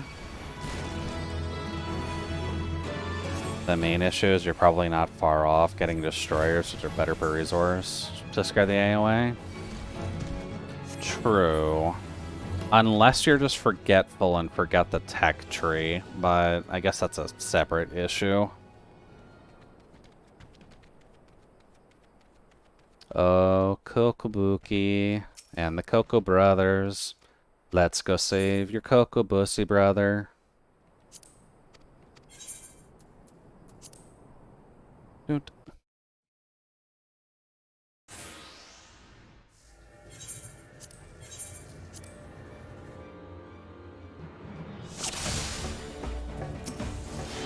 Let's see. I guess we'll start off with fire. And considering there is 5 thaumaturges here, the debuff is actually going to come in more handy, even if they are taking a really weird route of going that way.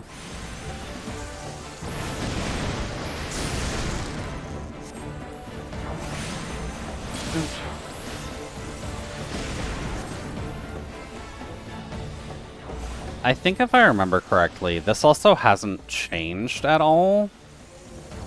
So the mechanics that the Coco Brothers are using are the original Black Mage mechanics.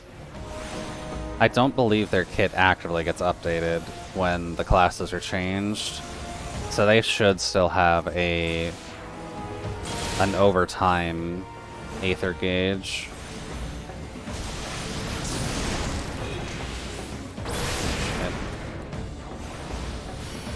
Wow, they all took it. Guys, you're mages.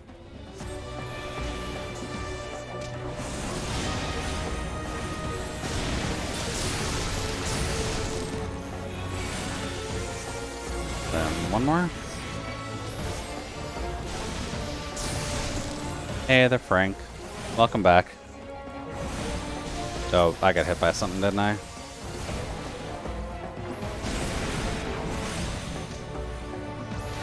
Had to go down and do my food safety business. No poisoning in your watch. There you go. Look at you, you're the official taster. Mao Mao would be proud.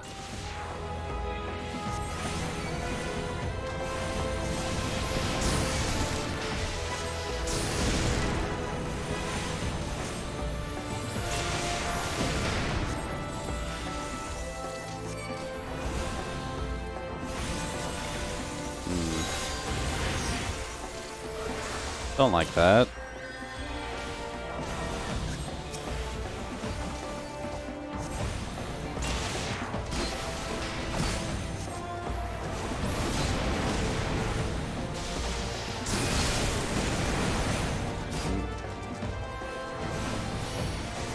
Password back then. I remember getting stuck on the Dragoon Stormblood quest because I was using the backflip to reposition, and then Asterion wouldn't take aggro because he tells you to use the backflip.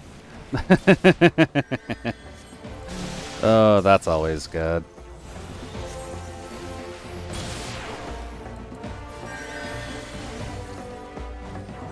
Always gotta pay attention.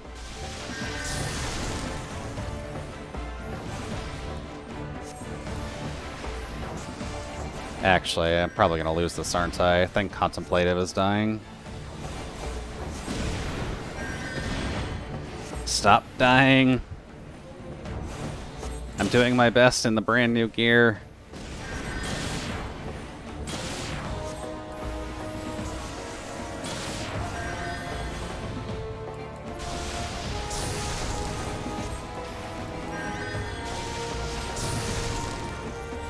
Pizza needs to be put away in a bit, but I have pie and ice cream to consume. Damn. Enjoy the calorie rush, Frank.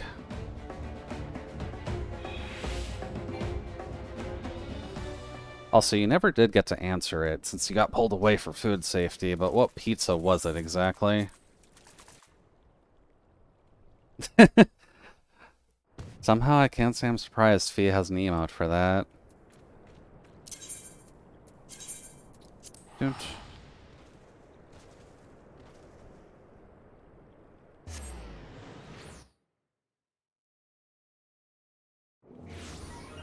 Bring up. Now, since we're past... Crap, what quest do you actually have to get past to start the Black Mage line? I think I'm close to it. Oh, that probably wasn't long after I came back last time and I ended up inhaling the pizza and playing with the cat. It's not just level 30, June. There's a certain quest you have to get past as well before you can actually take your second job. I'm just trying to remember which one it is, because it's something relating to the companies. And I just don't remember which part of the company quest actually matters.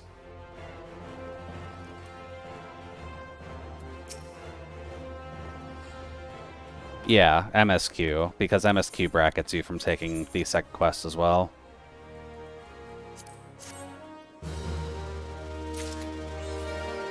Oh, Sylph? Well, that's handy then.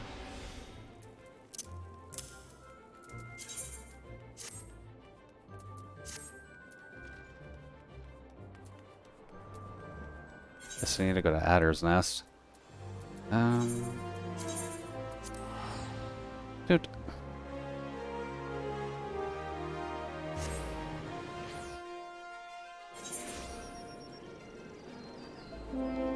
Oh, geez, a lot of people in Grandia.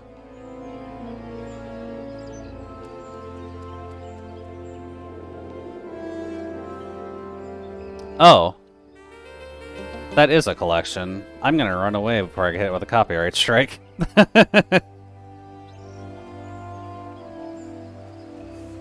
We're gonna have a lot of leftovers. Oh yeah, that's generally the great thing about pizza. Leftovers is always encouraging. Accept your copyright strike? Nah. I'm not gonna let the Fallout boys actively give me a copyright strike just because I needed to go take my goddamn main story quests.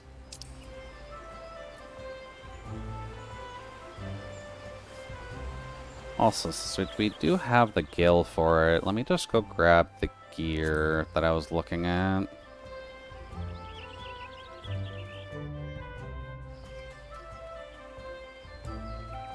Dude. Honestly, a little half tempted to grab pizza for myself later as well. Although I'm not sure if it'll be open once stream is done. We'll have to see.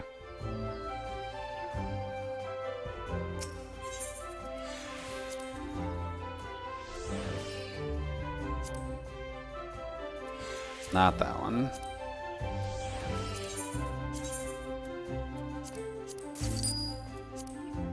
Doot. Then we go to here.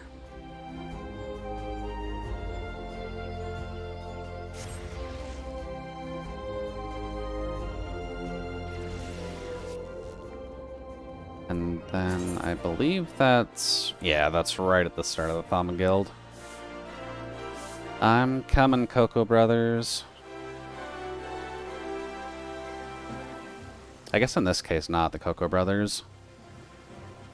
Although it is handy that the Cocoa Brothers brings you into the Thaumaturge, or Thaumaturgy, and then more Lalafels afterwards still continue into Black Mage. That's at least nice. It's a shame your Black Mage teacher just isn't always a Lalafell, but only so much you can really hope for. Oh, hey Dewey. Welcome in. Hopefully you and the Gallons have been having a good evening so far, and welcome to the freezer. My name is Jude Cryobite, and I'm forgetting my spiel at the moment. My name is Jude, your digital utility droid Mark III, here to provide you with a relatively comfy time while we're getting some stuff done. And how was arting?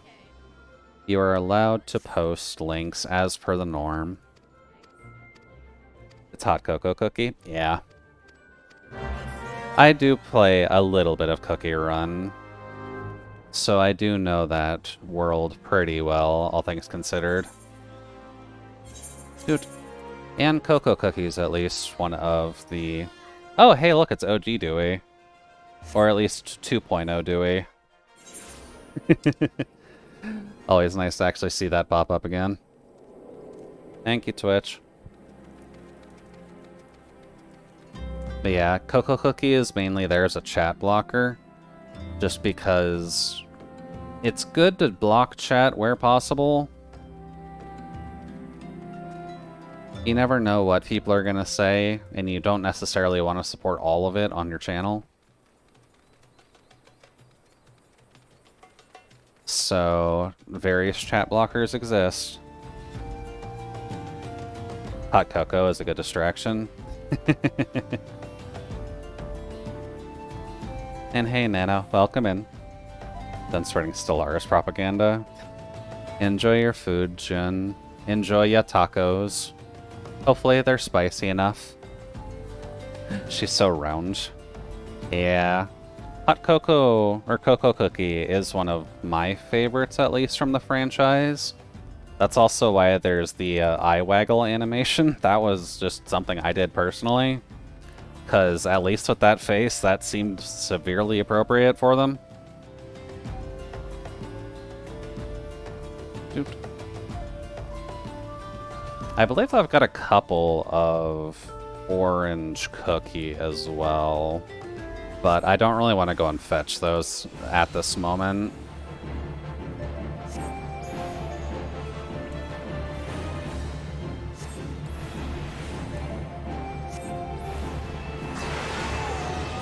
Andrew and your fave is Candy Apple and can't get enough of her. Candy Apple. I remember on Apple Cookie, but that was like a baby with a tooth missing, wasn't it? Or is there a separate one that is specifically Candy Apple? Because it's been a bit. I remember the ones that I care for, but I don't remember all of them. Oh, she was a more recent one? Okay, that would explain a lot then. I don't know of her. There we go. For the Shadow Milk Cookie event? Gotcha. I've got a few that I usually keep an eye out for. Usually the ones in giant dresses.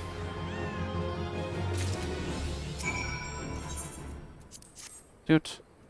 When you search her up, get ready to feel the moe.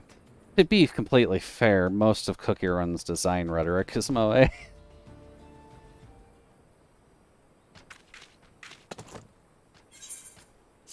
Because let's see, what are the main ones that I actually usually go for? There is Cocoa Cookie. There is Ice Cookie? What the fuck is her name? Ice Captain Cookie?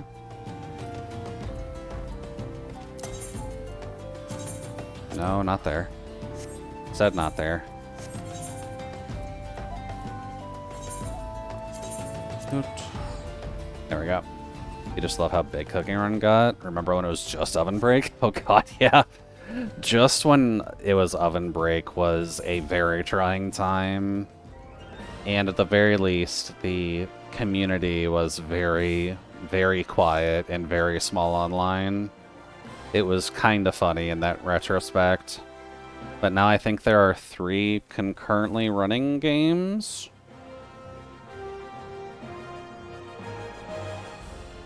With Oven Break still existing, although modified heavily from what it was before. There is Cookie Run Kingdom and Cookie Run Tower, Climb the Tower, or something like that. Oven Smash. Oh, trust me, there's people that want to smash those cookies.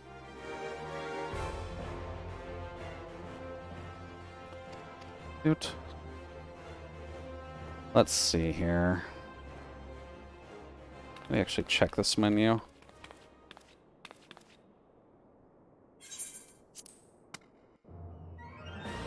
The Tower of Adventure, Witch's Castle. Gotcha.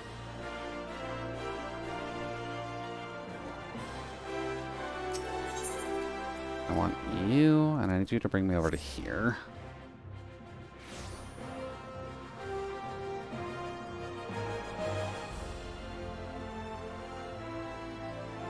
I think one of the newer ones I ended up getting is one I would probably want to look more into as well, but Taurus Cookie is one that I was at least taking note of before. Talking about cookies and making me hungry. Gotta go make some food. Enjoy your foods, Dewey. We'll talk with you later. Now you've just got me insanely thinking about Cookie Run. I'm not playing Cookie Run on stream. I don't want to have to set up Moo for that.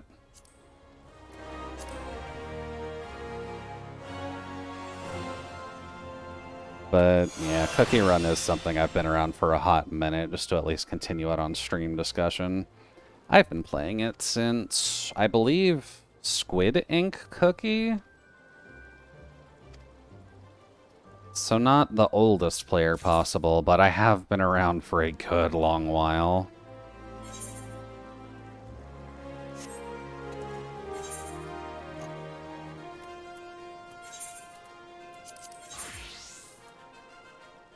There we go.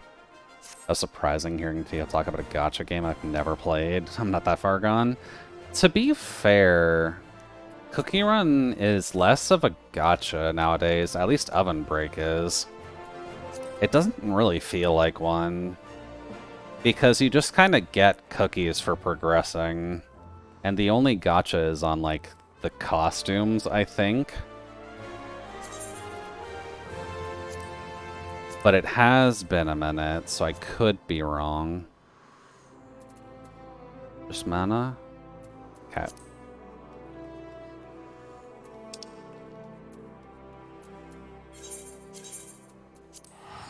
There we go. And yeah, trust me, you're only far gone if you are part of the audience of people who have played the various... Jesus.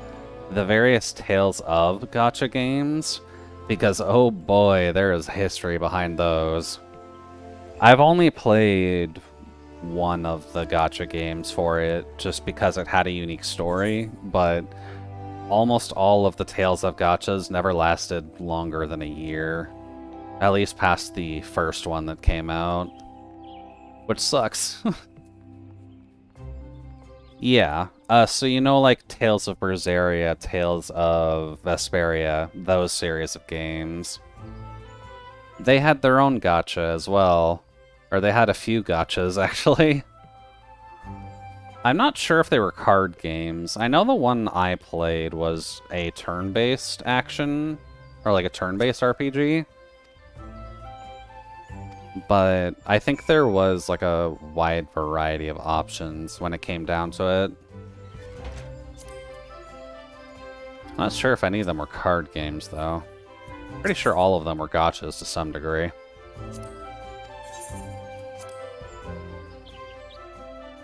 Unfortunately, I can't really tell you because the game is dead.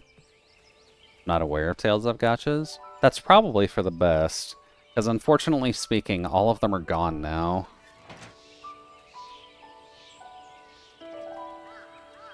Which is a shame, but that's just kind of what happens.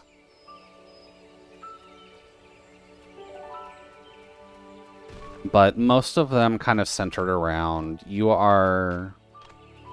Actually, I'm not sure if you would know about this series that deep yet, or what level your knowledge is, but the Tales of Radiant Mythology games, those are relatively decent comparisons to what most of the gachas were like, at least plot-wise. Where the characters were just being brought into a new world to fight alongside the heroes of that one.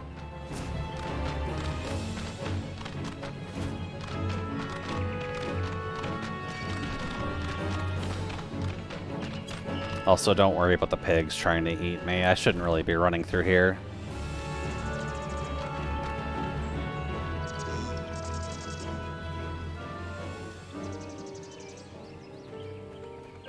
One day I'll go back and finish a Tales game.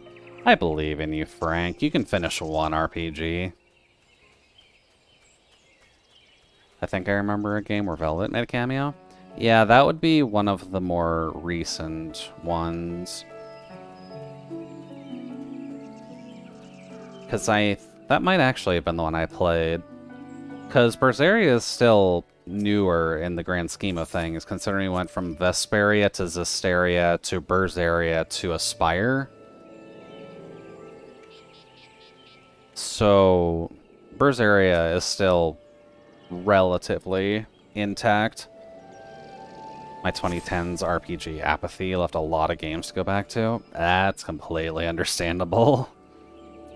I do have a buddy who is kind of struggling a bit just because they're very determined to play all of the Trial in the Sky games. Oh, right. Sorry, Arise. I don't know why I said Aspire.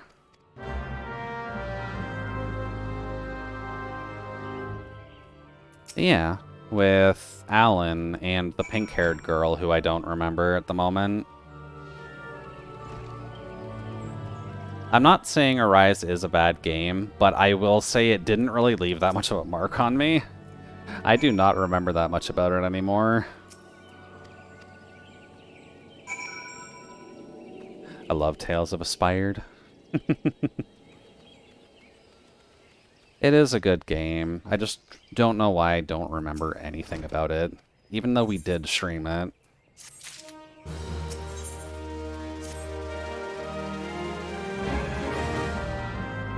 Arise is good in small doses. Yeah, that sounds accurate.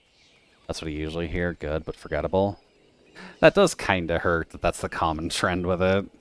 Like, I have a semi-excuse just because my memory is dog shit, because someone gave me, like, a 1 megabyte of RAM to work with. But if other people are saying it's forgettable too, that's not great.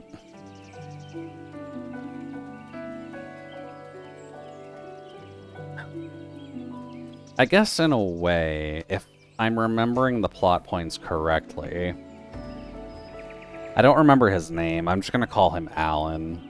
But Alan being the MC with his very heavy amnesia with the mask and all that, and then getting a partner who is actively using his strength to help her with fixing whatever is wrong with the current realm without really any direct reason other than, hey, he is a guy who has sword, let's use guy with sword to conquer.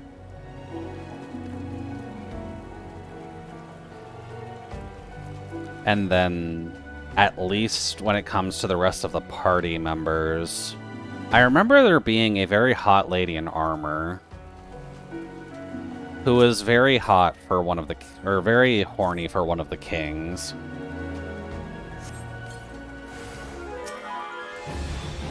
Oh, right, Caster.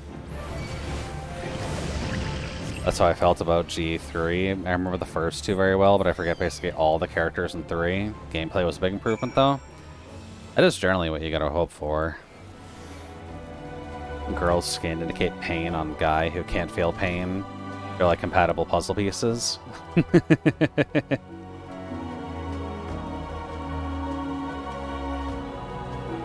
In a way, yeah, they were made for each other.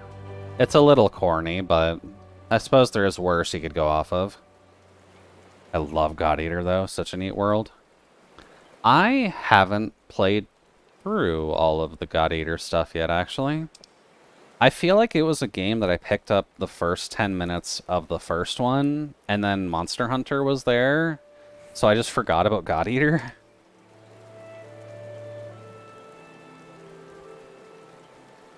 At like 20% of God Eaters. Correct me if I'm wrong, but there is only the 3 versions of God Eater right now, right?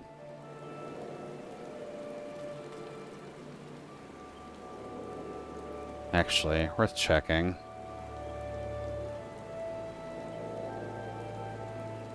I do have 1 and 2. Don't have 3, but 1 and 2 at least. It's Jank Hunter. It's Monster Jank. I guess however you want to combine that. You have to get past that and embrace its own unique aspects. Yeah. You do get big anime fuck-off weapons, though, so that's nice. Just the 3 games with varying versions of the first 2. Yeah, I believe I've got the Steam copies, so Resurrection and 2. I probably should look up for a sale on 3, just because I'm pretty sure that goes on sale very often. I have the 3rd one, never finished it because I got bored midway through.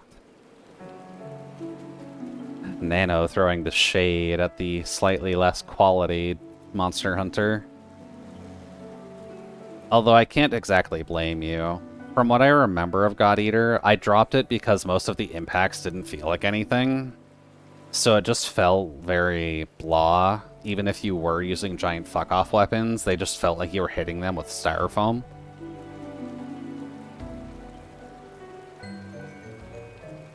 It's definitely repetitive, I can't blame you. That too. Repetition is dangerous. 3 is better about that, but still no Monhun. Yeah. Gotta be real careful about making a Monster Hunter-esque game. People will very much compare it to Monster Hunter no matter what you do.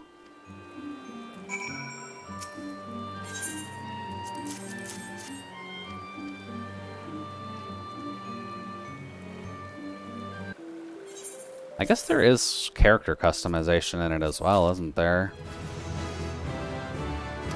I'm gonna have to do some research. Maybe what we could do is try and church and bonk the God Eater games, if there is a blunt class of weapons to work with. It'll give me an excuse to limit myself and actually play through it.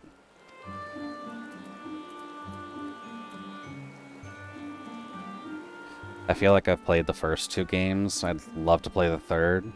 If I feel like I've played the first 2, love to play the 3rd, because there was lore dumps everywhere. It's called the Boost Hammer. Okay. Well, if there is a hammer, then it is in the category of bonkable.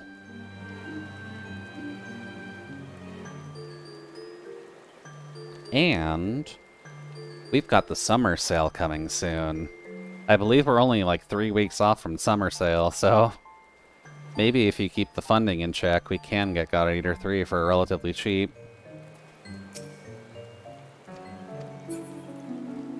Oh, right. The 3rd isn't too related to the first 2, but you do have to know the world. Disconnected enough from the story to make it manageable, I guess. It's not a bad thing. First 2 are very tied together. Yeah. Wasn't understanding exactly why they were doing what they did. Well, I guess if it helps in the future, I could try playing through the first 2 on stream. And that way you can at least get the tidbits of what's actually happening in the universe. Entire first cast is still around, plus newcomers. Yeah. It's New Game Plus.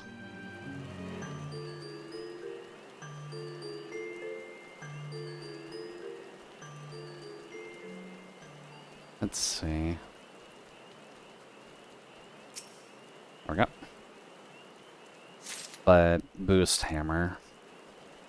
I'll have to look up some gameplay. I think the cast does a lot of work to keep the story interesting, because the story beats... Whoops. Story beats range from fine to just being there to progress things. Nothing is ever amazing story-wise. Man, it must be hard selling God Eater games to people if it's just toast. Or buttered toast in this case.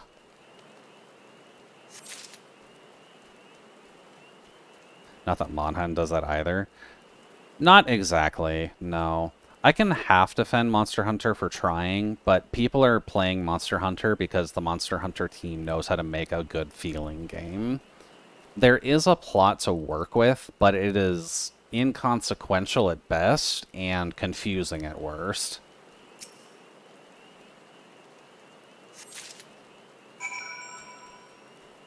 Monhan doesn't put as much focus on characters and story. God Eater wants you to talk to everyone in between missions.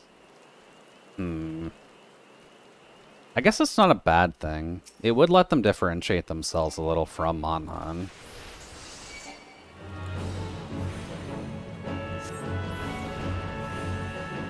But if they're going to sacrifice gameplay for that, that's a bit of a different story. Oh, wait, I have mounts. Like, every artist rides a motorcycle, right? It does a good job of differentiating itself. Gameplay is unique, but not to the high pedigree as Monster Hunter is. Yeah. It's kind of hard to fight Monster Hunter. I guess as a good example of that, I believe the name was Dauntless. There was like a PC exclusive Monster Hunter game that was on the market for a bit, and they just completely shot themselves in the foot recently.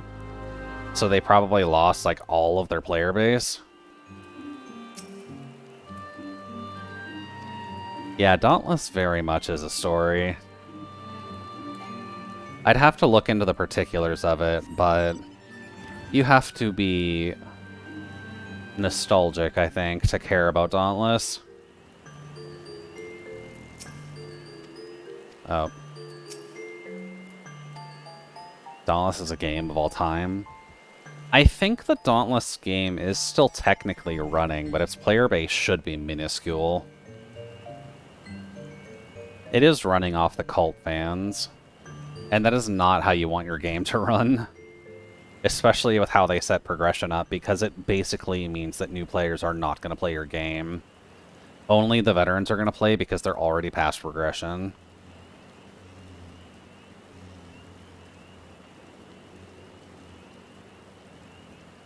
Started out as the only Manhunt option on PC, but then World was announced. Dauntless was still doing fine, but they got conceded. No, but it was so comically mismanaged. Yeah. It's either dead or has a deadline to die at the moment. I forget when the end of service date was. Oh, does it actually have an announced end of service? 12 days until it's gone. Wow. I did not realize it was end of month. Rest in peace, Dauntless. I enjoyed the game early on. It had some fun aspects. Yeah, like, the early game of Dauntless when it initially launched was good. It's just kinda lately that it very much isn't. Which is a slight shame, because giving Monster Hunter a little bit of competition isn't inherently a bad thing.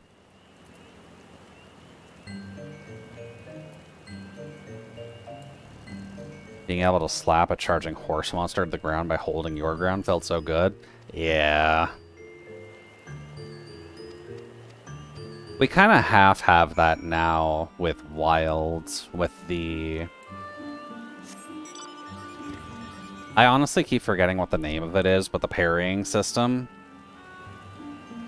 But yeah, Dauntless did have it consistently, which probably made it a slightly better option. Wilds is definitely there, and you don't take as much damage if you pull off the parries properly, but you don't always get a knockdown from it.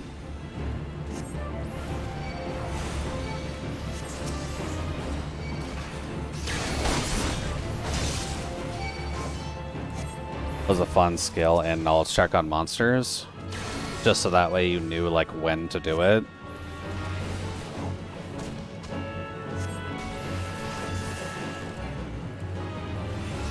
A parastrike?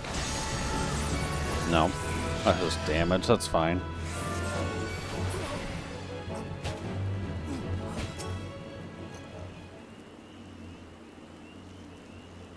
Eh.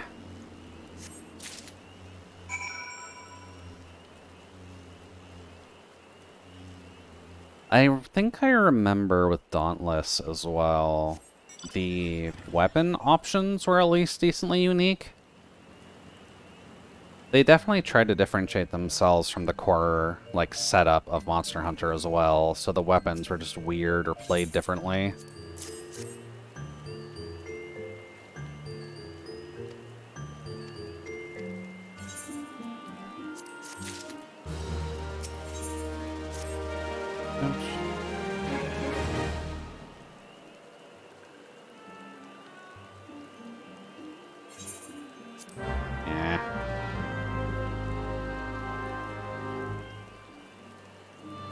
1 second. Oh, is that the right one? Joints feel so stiff. Yeah.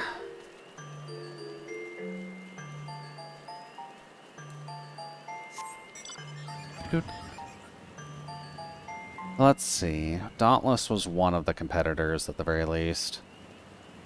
What was the other one? I remember there being one that like Squeenix made or one of the popular companies made. I remember one of my buddies playing it in early access on Steam, but it didn't get a ton of traction after I think Iceborne came out.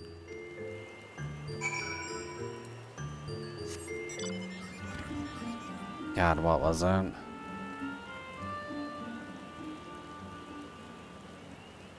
me just get to a spot where these birds aren't going to peck my teeth out.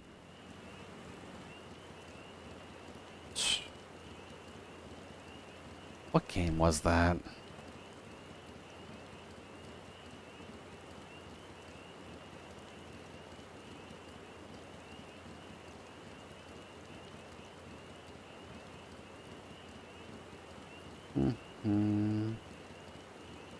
You've definitely played this before.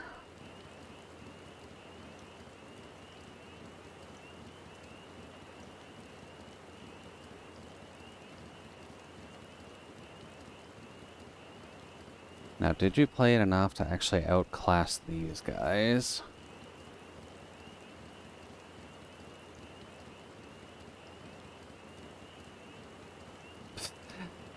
Oof. Looking through other people's libraries and seeing games that have been removed from Steam already. Oh, that hurts.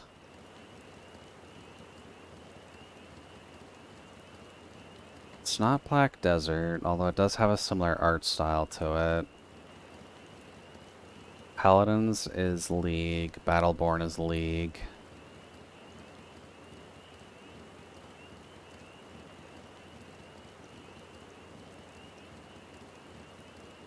It's not Pal World, that's the Pokemon ripoff.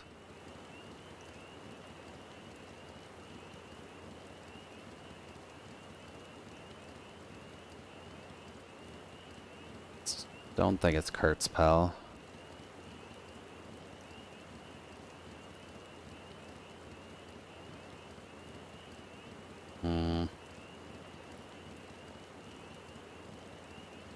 I am not seeing it in your list. So maybe it didn't count on Steam since it was early access.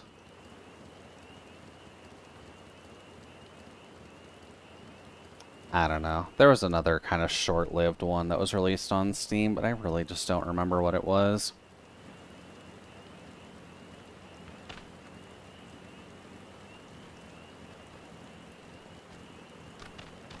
Don't...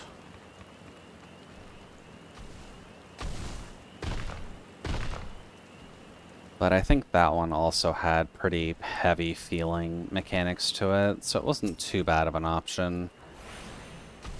But it just came out at a mildly inopportune time.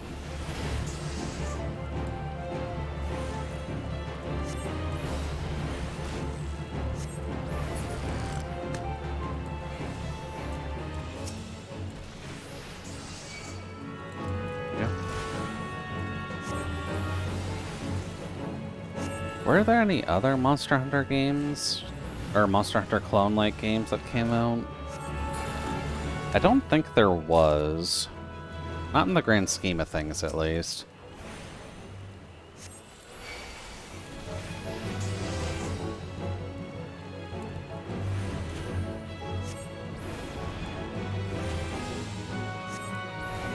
Bop.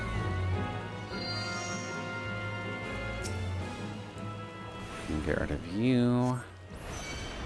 I don't know why so many of the Grindia hunts are in the same spot, but I'll take it.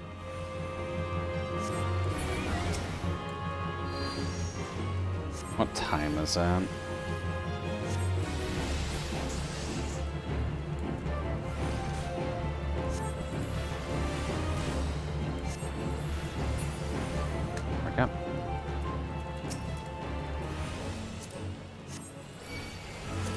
turned that off. That's a bit of a shame. Come here, you jumping little fly. Oh, that was enough. Sorry, buddy.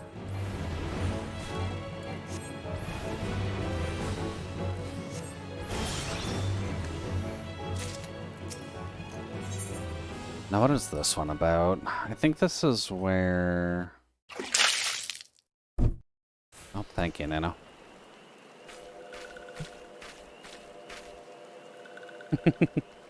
Rainbow gets head pats as per the norm. Kind of glad I left it there specifically, with the cutscenes coming in and out. You would have just been patting air if I left that in the center of the screen. Now.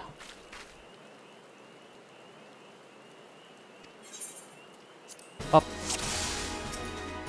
Alright, now the fun part.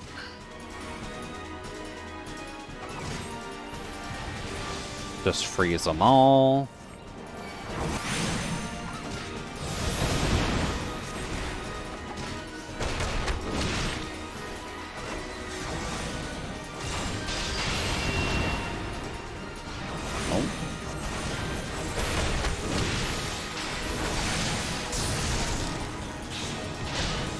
Are you healing yourself?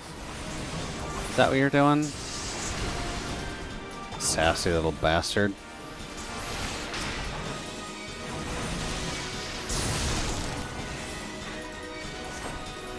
Don't.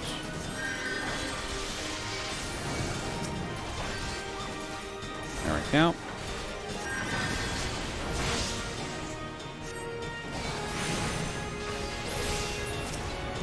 There we go. Oof. Body is feeling rough. If I do play this, I'd name my Lalafell Bow Bow Bow Bow Bow. Oh, right. I would say that you would need to check that because someone probably does have themselves named as Bow Bow Bow Bow Bow. Especially with the Uomoko live and active now. That is a very, very common phrasing.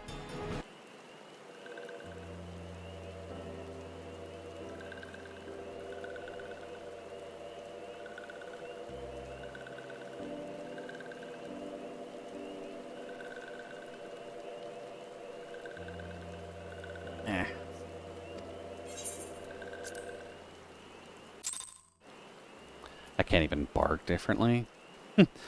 Bow bow.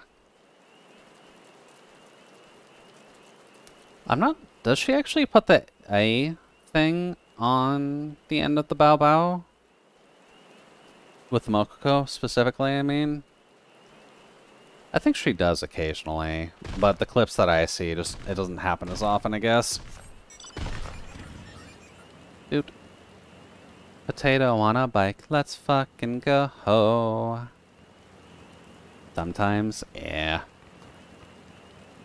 Mokoko having the extra syllable on her stuff does make it a lot cuter.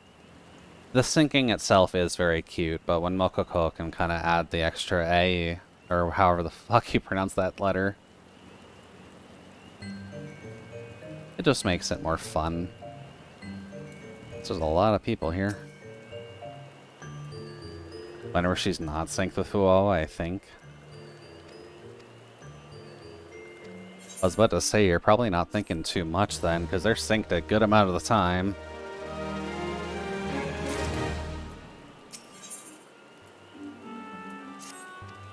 Oh, wait, no. Sorry, follow up to the conversation. Phrasing. Brain is very tired. Hoot. But yeah, she does do it a little bit more when they aren't synced. It is nice when they are, though, and then she just ends it off on a desync. There are compilations of them not syncing. There are also plenty of compilations of them syncing, and how everyone loves it. Not as many times, of course. Yeah. The sinkings themselves are definitely pretty cute, so I think that's what more people shoot for.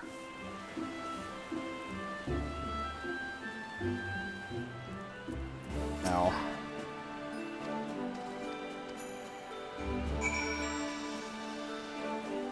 The bent branch.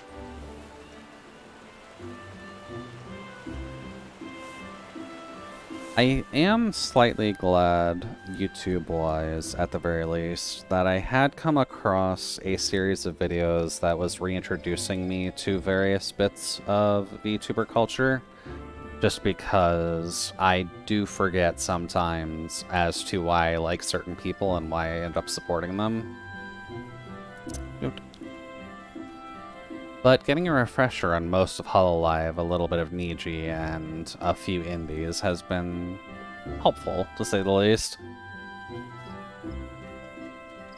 But I think if I was to at least rank the 3 JP Hololive members that I tend to at least follow, it does tend to go Botan, Louis, and Chocos. So... And I guess on Ian, I don't actually follow it as much as I used to.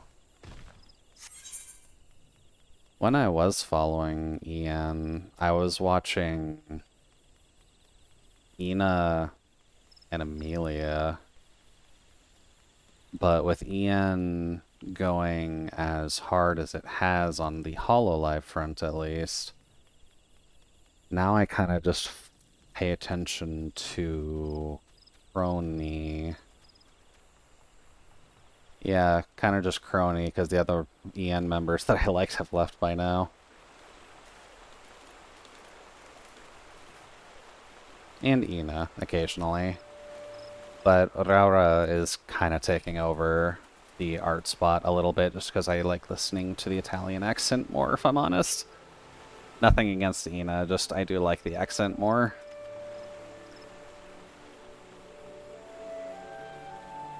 Corps usually get the most talented people. Yeah.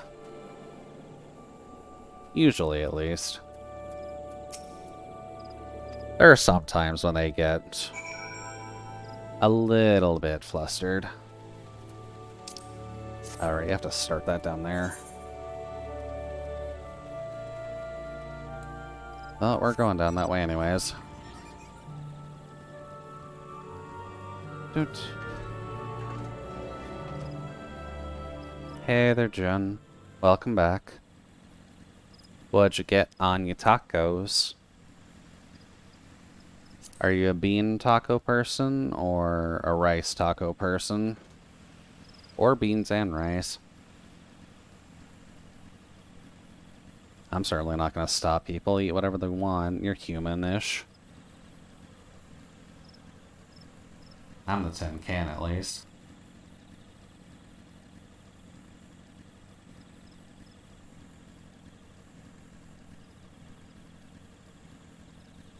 I like the bean, but rice would be good too.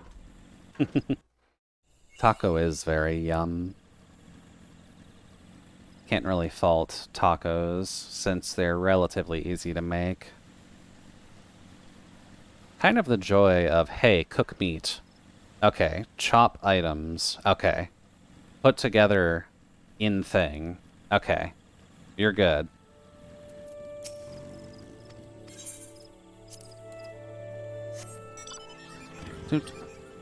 Obviously, there is a good amount more nuance to it, but in general, tacos are a relatively easy thing to get going.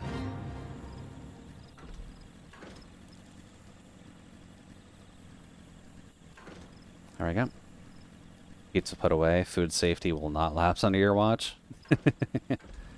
You always got to be careful when you're putting away that pizza. Cook meat put between breads burger. Exactly.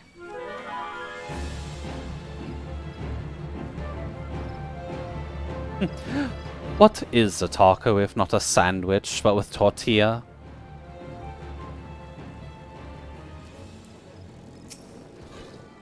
Oh.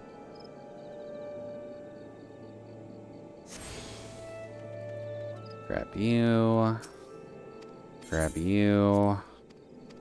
I meant to click on the bottom option. There we go. It's fun to anger hot dog purists by calling it a sandwich. I do kind of just like the general argument of sandwich, soup, or salad, I think is the three.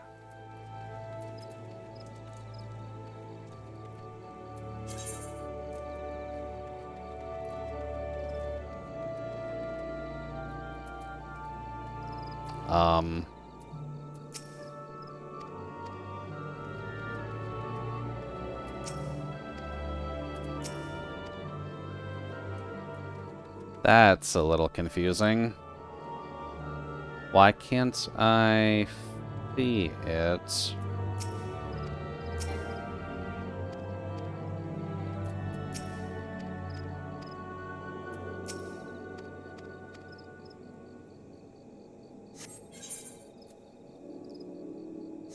That's confusing.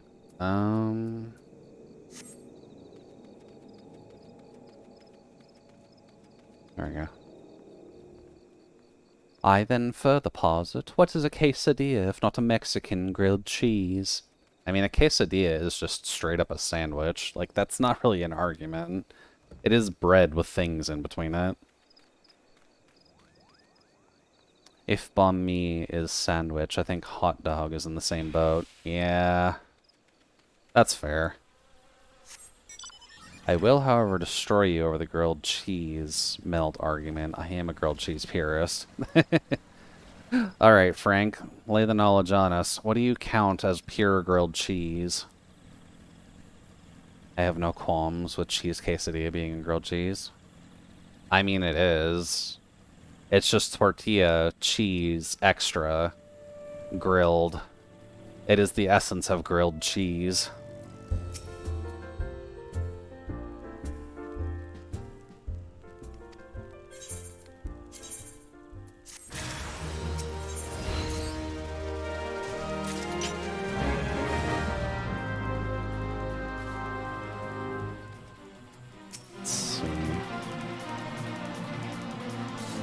Oh, bro, summoned a fate here. That's what you're doing.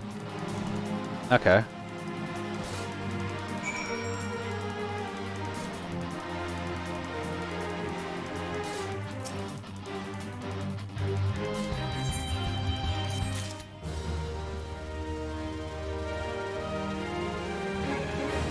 What is he doing?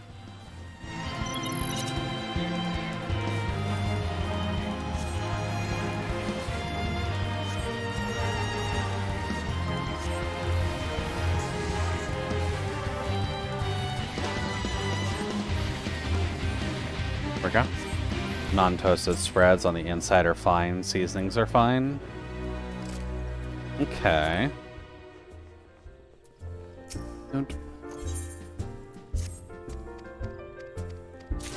Oh, they're all in the same group. That's definitely not awkward at all. Do.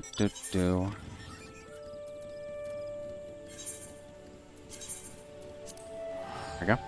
If you add bacon, it's not a grilled cheese, it's a bacon melt.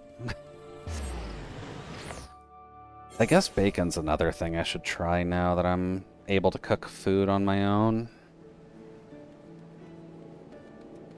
I'm realizing, at least thinking back on it now, a lot of the food I hated as a kid is probably just because it was always overcooked. I might actually like it if I just figure out how to make it. Coffee is just soup. Yeah. Soup is a pretty general category of liquid and container with some things in it. Hot chocolate is a soup. If you think about it, an IV is technically a soup.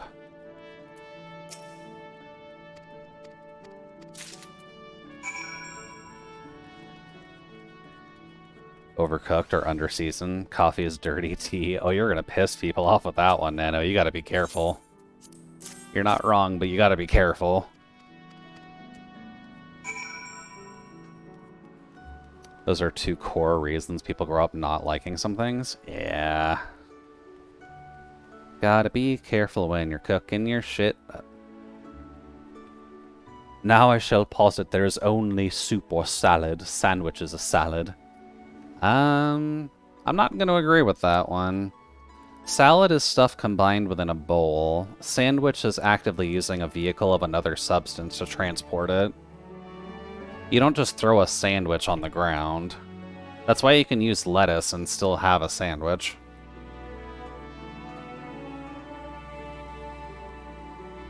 So I deny your claims, Philosopher June. Sandwiches do in fact exist, and your claims shall not be brought to the council.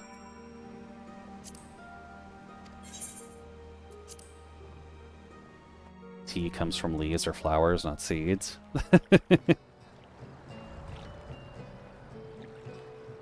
It depends on how you view beans. Beans, in essence, are a seed. Oh, whoops, too far. Trying to think of other weird things in this argument. Would you count lasagna as a sandwich? By all arguments, it's technically just a bunch of sandwiches layered together.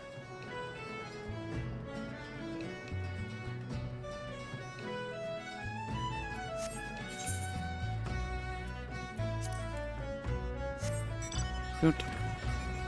You can also posit that spaghetti is a salad. I'm not sure. I can understand, like, most pastas just being salad, but lasagna specifically has you layering stuff in between a grain.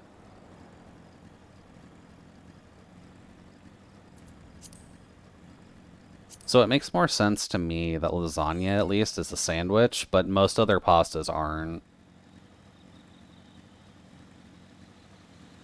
Because normally, at least, you don't just chuck lasagna noodles into a thing. You use those lasagna noodles as your carrying vessel. Dude is now banned from traveling to Italy. Ha! Sucks to be you, I've already been there. They can't stop me from coming again. I've put my foot on their soil before.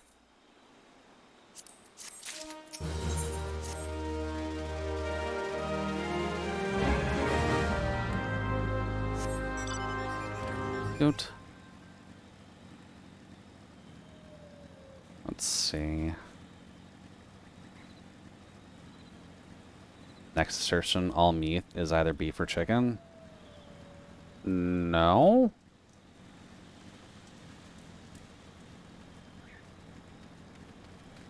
In all essence, all meat is chicken because everything came from the Mesozoic era. Beef is not part of this argument. Beef is just another offshoot of those things. Chicken is the progenitor. That is why you shall ask what came first, the chicken or the egg, not the chicken or the cow.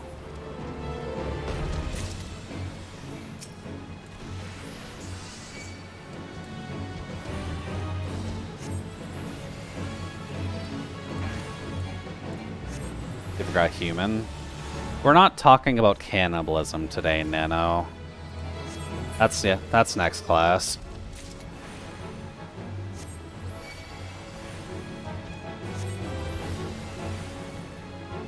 Actually, would it be cannibalism? I guess technically with your new character, Nano, yeah, it would be cannibalism. Shoot.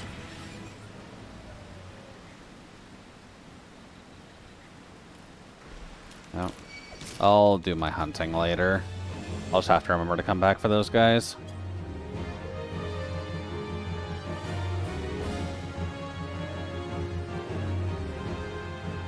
Here's a posit. Are humans just salad?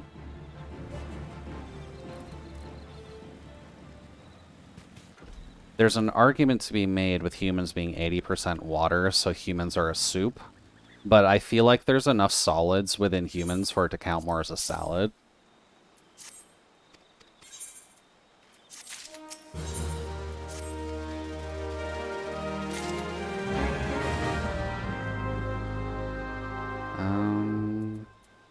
Where?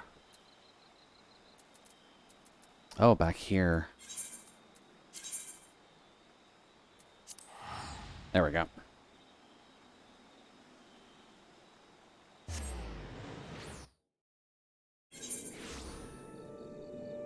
So stew is a salad? I think stew still falls under the... Actually, yeah, that's a good point. Because I would normally count stew as a soup, as it's primarily a liquid-based function. How do our organs work? Do they just hang there? We're not exactly filled with a fluid substance that keeps our organs aloft. They do just kind of hang there, and fluid flows through them. So we act as an active container for our various soups. So Solace been cooking stew all this time? Solace has been cooking a lot of things all this time. Stew is usually a lower liquid, far less than human.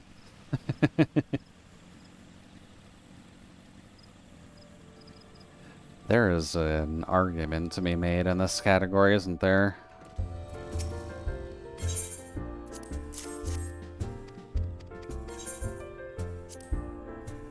Actually.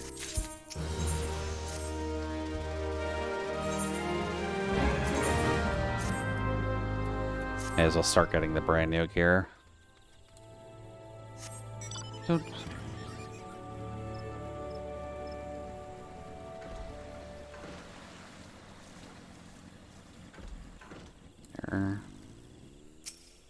I guess the obvious one would be shawarma being a sandwich. I don't think there's much of an argument there.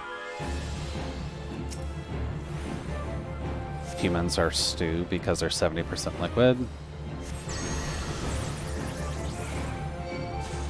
Yeah, I suppose so. Yeah, that makes more sense. Humans would be more of a stew than a salad. There's enough liquid within our bodies that it would constitute being a soup.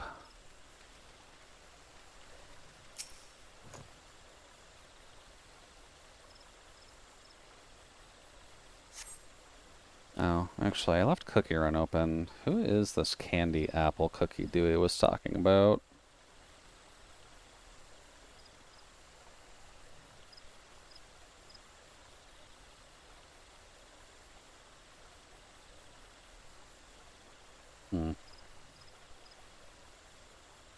Jambalaya is salad?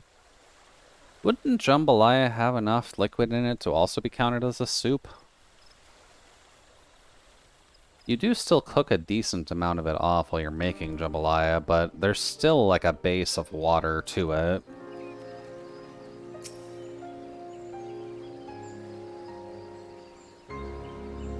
Let it be known that I'm a North American with an English background in history. I don't know shit about how you make jambalaya.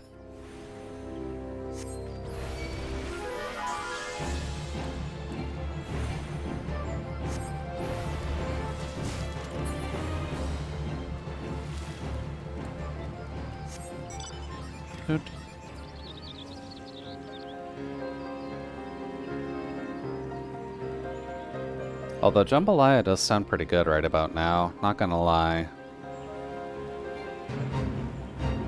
It's a hearty-ass meal, and with the temperatures the way that they are, having at least a constant level would be helpful.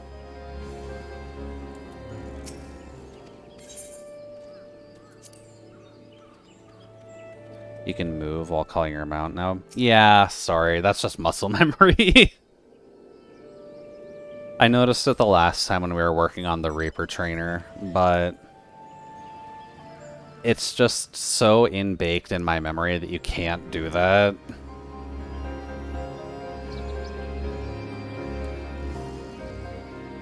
Let's see. You will spawn enemies.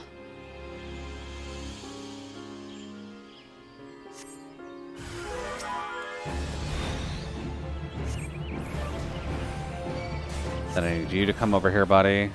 Oh, you're a caster. Cheating bitch.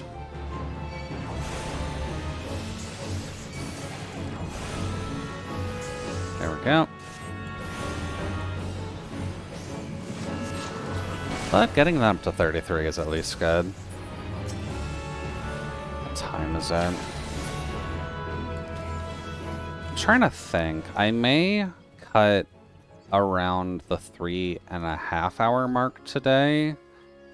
Just because my bones hurt, and I would like to go address that. Which we're still good on time now, but figured I'd at least get that out there while we're talking.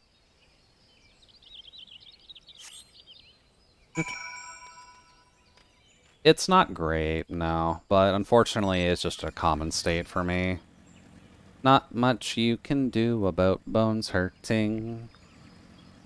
Advil does not help. Neither does Tylenol. I think it's mostly just been the, like, super up and down temperatures lately. In the middle of the day, with it being around 30 degrees Celsius with 80% humidity, and then nights are 10 degrees Celsius with barely any humidity. It's kind of a wreck for anyone who has to deal with arthritis or anything like that.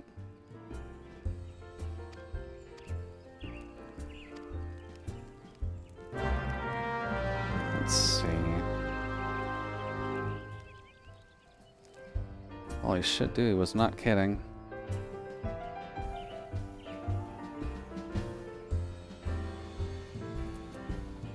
Don't. There's candy corn. Don't think it's candy corn Dewey was talking about. Although that would be up her aisle. You are behind this tree. Hello there. Why are you shitting yourself? A candy corn. Do you know of candy corn at all? The little orange candy they usually sell around Halloween? And yes, I at least know of the band Korn. Hoot. I've listened to a bit of music in my days. Oh. Korn is Dewey's cousin. Oh! Oh yeah, it has been a while since that, hasn't it? I honestly forgot about Korn.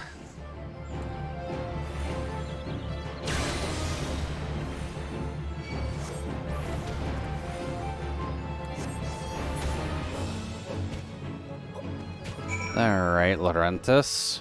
Or Laurentius. Bad betrayer.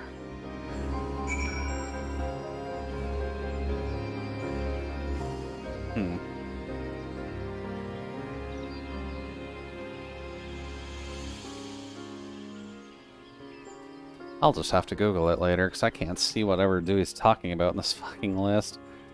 There's so many characters in this goddamn game now, it is insane.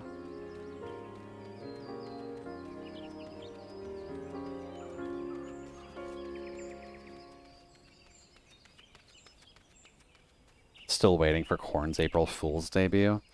I mean, give her time. It's entirely possible that either she will do it or she'll get someone else to do it for her.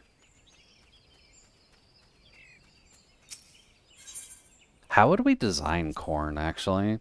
Because if Dewey is now a Gyaru, like, hotel manager, how would we do Korn? Are the rates good in Cookie Run? It's not really a gacha, is the thing. You can get chests that can give you cookies, like, every single day. But the cookies themselves can just be straight unlocked whenever. Either through tickets or gems, that I've barely used gems for, like, anything.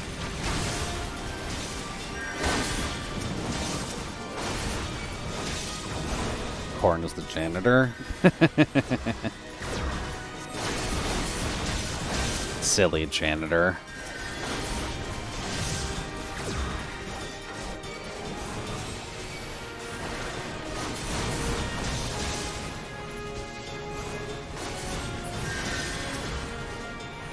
There we go.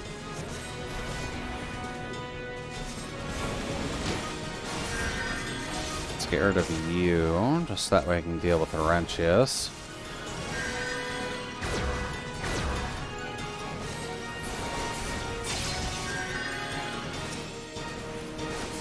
Oh, right, there's a bunch of mechs that come and join them as well, because this is a Garlean threat.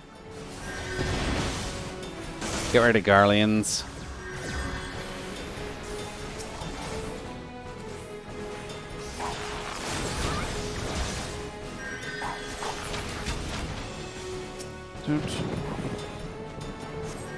But yeah, at least when it comes to Cookie Run, I think it is arguably the friendliest gacha possible.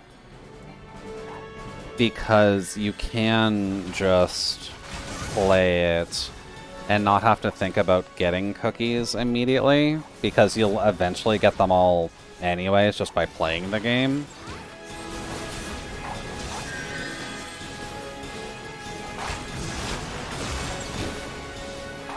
So, I mean, I can't deny a recommendation. If you're looking for a gacha that's friendly, Cookie Run is friendly.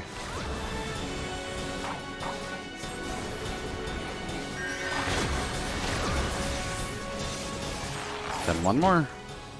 No. Sorry, Laurentius. You suck.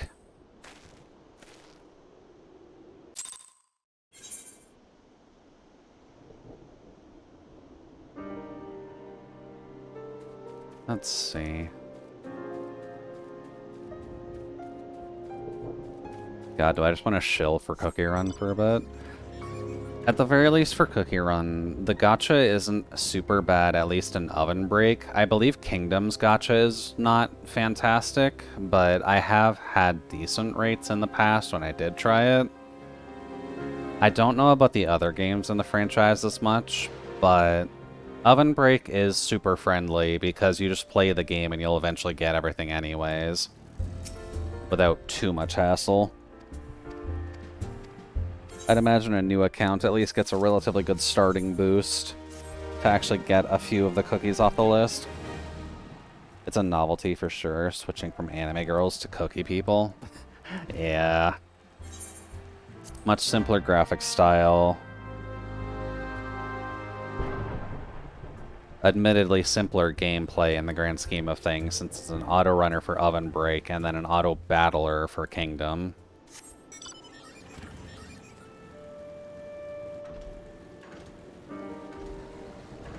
Nah. Oh, is this the Todorok? It is Todorok. Okay. Hello.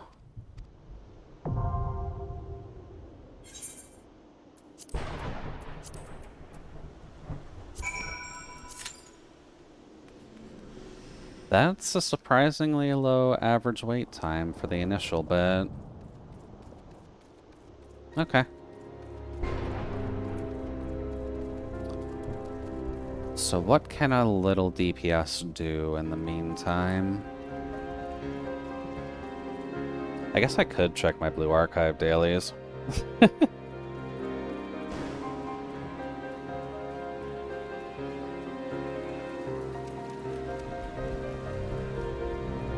And then maybe sit on the bridge.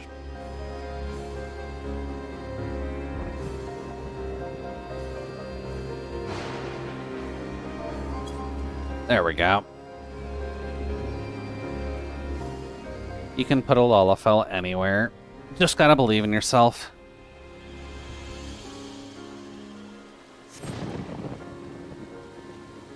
Oh, I haven't changed your sitting pose yet.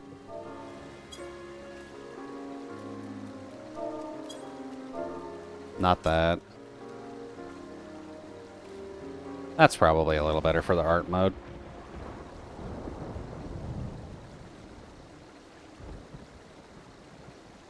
Yeah. And yeah, at least there would be a little bit of novelty going from anime to cookies, but the bonus is that Cookie Run is well documented. So if you're looking for certain things, you will inevitably be able to find them at the very least.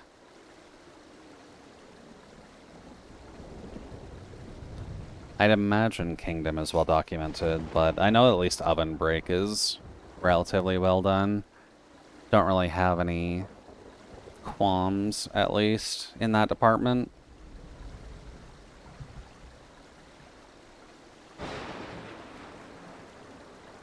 Let's see.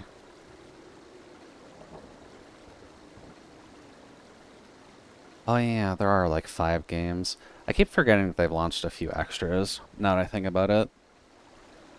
But I don't think they're quite as big as Kingdom and Oven Break are. So you won't be seeing too much of them around unless you just actively start looking for them.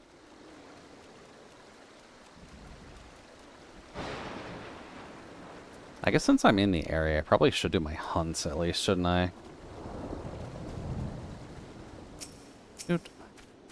Hello. Burning Nate's in the Kush.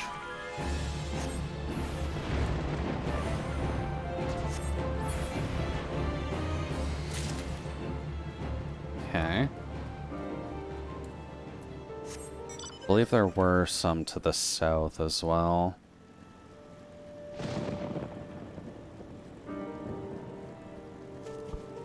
Yeah. There should be something in this forest. I just don't remember what. There they are. The axolotls. I guess you don't have your little tongue lash. That's fine.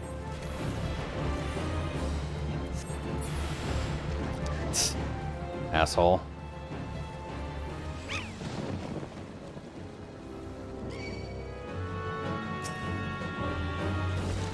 Do.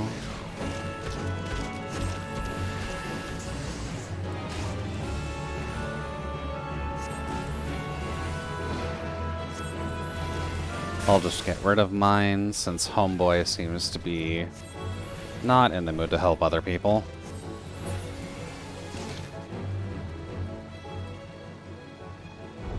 Well, come on, bro. Get on it.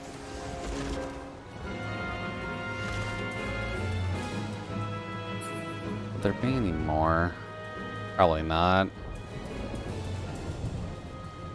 This is a small-ass area for him, but...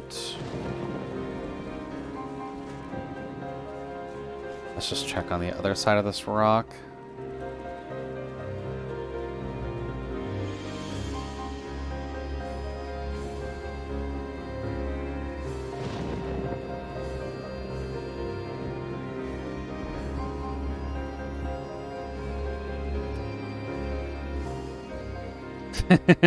Why does Lime have an emote for corn? God, I miss a lot by not actively watching the bigger VTubers, don't I? Limes, corn can imply so much. You gotta be careful with that.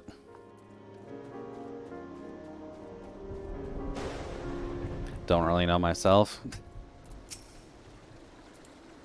It usually gets pointed at raiders. Well, I mean, corn is delicious.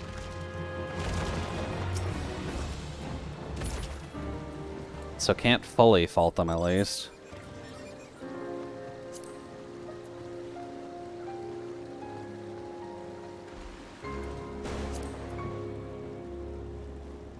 We don't really have anything specific for raiders, just because I never really asked Jason for anything that would work for that.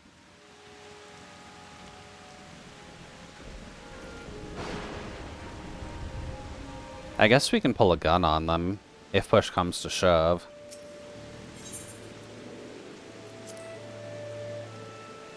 But that's a little aggressive.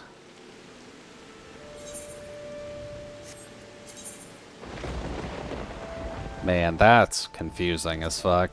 I am not sure why the feisty chocobo thing is not showing.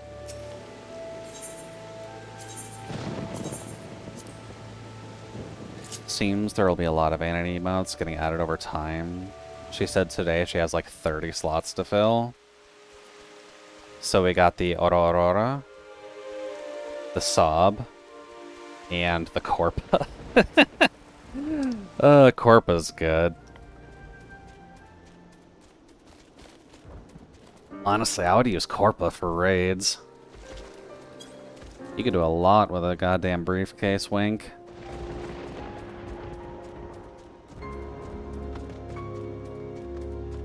Yeah.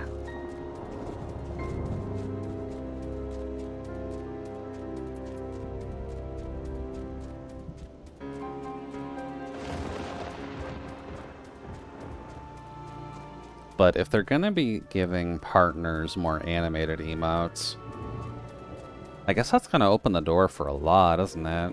Because wasn't there still like a semi-soft limit on them? Getting good value out of that? Oh, you should be. If you're actually getting to like the top of the indies, you're gonna get good use out of your emotes.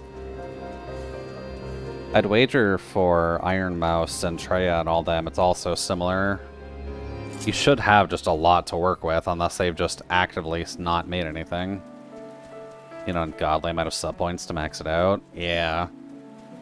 So, Neuro would have access to that now. Iron Mouse has access to that now. I'm not sure about the others in Bishoujo specifically, but they should at least have a decent amount of it.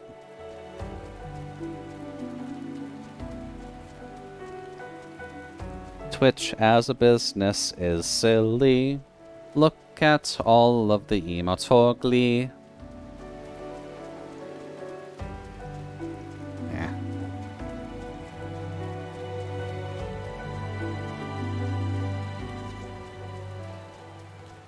Lime needs like 11. Was that 11?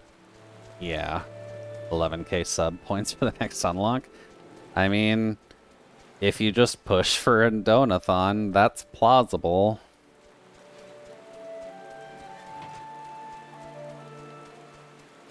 When you have the background and the knowledge to put together a fundraising campaign for anything, that's entirely possible.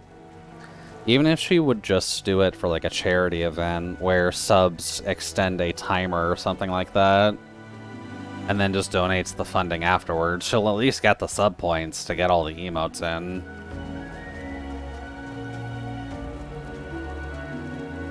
Like, you have options.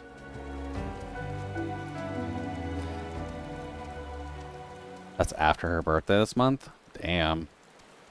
So you would need to get a clean 3 point...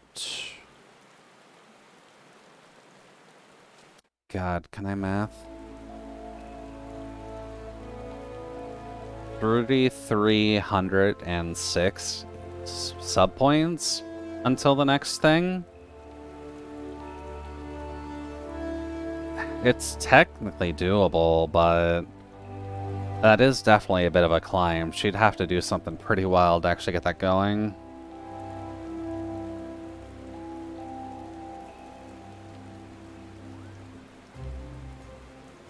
Joke's on you, I'm a robot, I can do math. Shoot.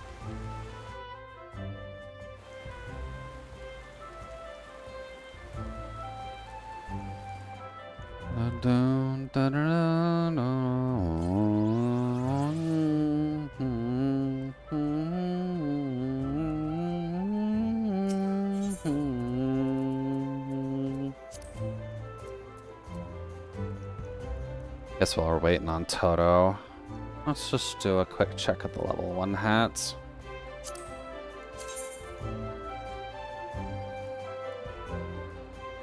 I could probably get you good use out of that. Cheap, too.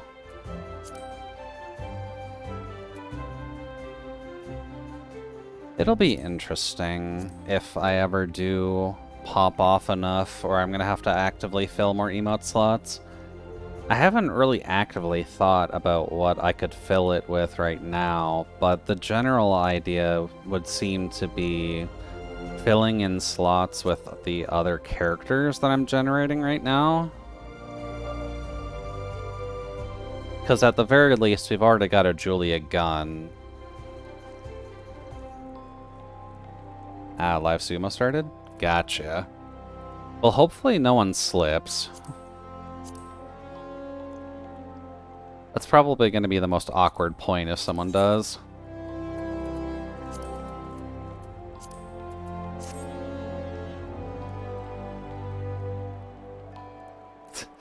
Could probably make that work.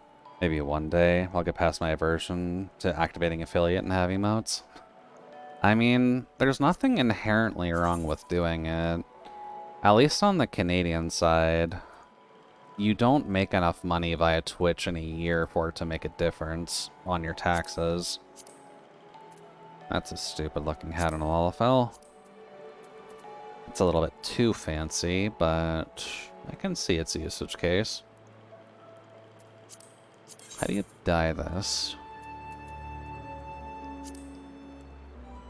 The little hair thing? Yeah, okay, I could see that. Slips up on a lot, pretty natural with all the force colliding. It's more the ads than anything with taxes. Technically, I'd have to report anything you make, but that doesn't bother you. Gotcha.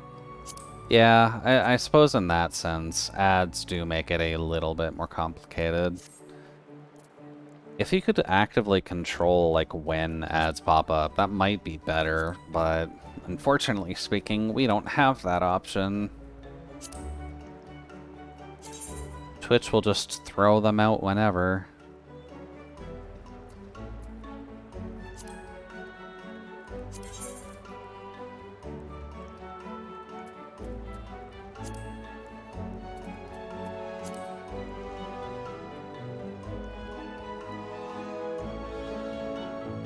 Why is there a ribbon in this baseball cap?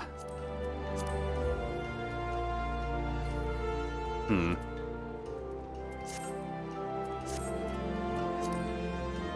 I also don't like the idea of people giving money for a stream I'm not even consistent with.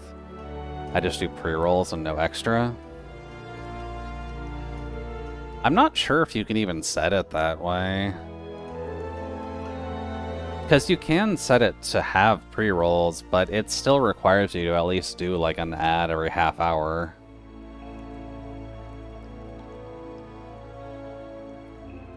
You can set it that way? I'll have to take a look then. I stream to backlog and hang out with whoever shows up. Nothing really compels you to add monetization. And Skyrim crashed on you yesterday and say I just checked the save, it's an hour back. Oh, that's an unfortunate truth. Welcome to Skywim. It's about as stable as a plate of spaghetti. You have a bunch of streams where you only get pre-rolls? I've never seen any stream that's like that. Technically would work better on my end as well. Plates of spaghetti don't explode themselves. That's where you're wrong. That just means you're not adding enough spice. Toto's is like that? You know? I guess I didn't notice it on Toto's.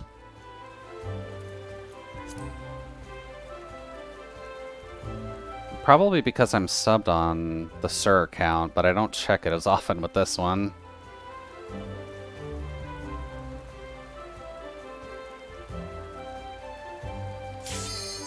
Hey, there's Todorok.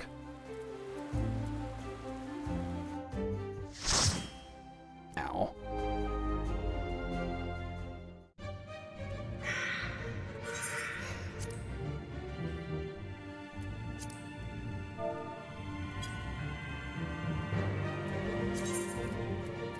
Let's see. Speaking of Toto, yeah, exactly. The one dungeon. Also, the rare occurrence of triple Lalafells. This honestly doesn't happen that often. But I feel like on this character, at least, we've gotten a couple dungeon runs where it's just triple Lalafells and some random guy.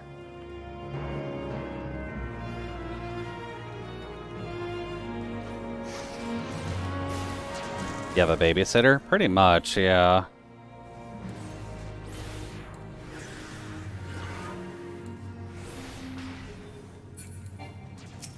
The babysitter is also a black mage, so that's a little awkward.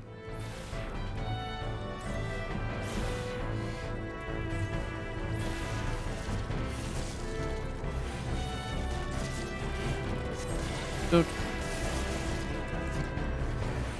I probably don't need to cast it there. Dude.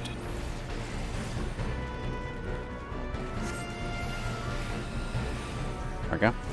I also only have 2 emotes for her to set up affiliate. Oops. I'd have to not be lazy and make more with the endless cat pictures. Well, I mean, you gotta utilize the cat pictures.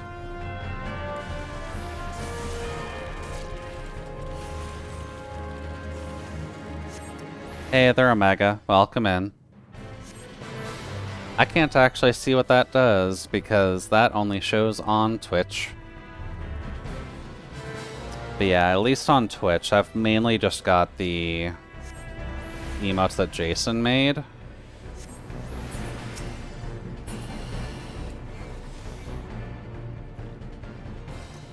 Your target bar is so high up.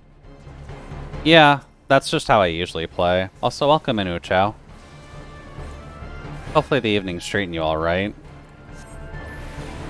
Omega did something? Is my chat busted? Omega procced a on-screen celebration, which I think on Twitch specifically it'll do something. But I don't remember what on-screen celebration does. So I could be wrong.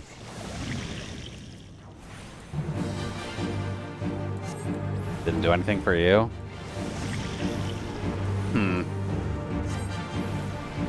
Then I'm not sure. Either way, welcome in, Omega. Dying from allergies, but otherwise fine. Can't fault you there, Ucho. 'Tis the season for snot, so can only hope people are doing a little better. It does nothing. Maybe it's something I have to actively set up. So apologies on that.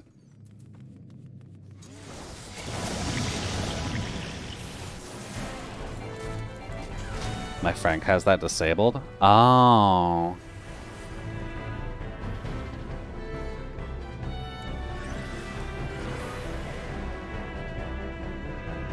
Omega doesn't think Omega's here?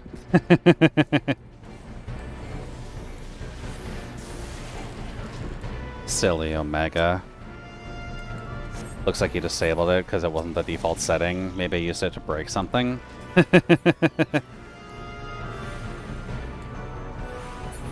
When in doubt, Twitch is a little broken.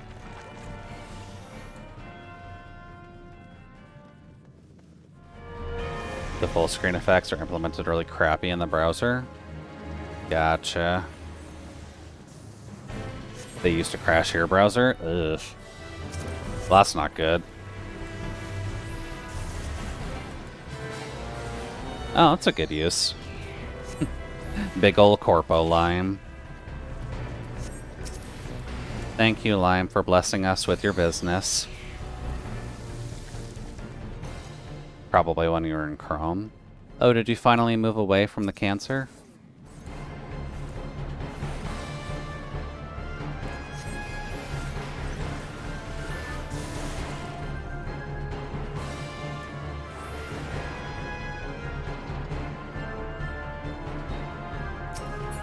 Oops. Only place you have to use it now is at work. There you go, you're living large.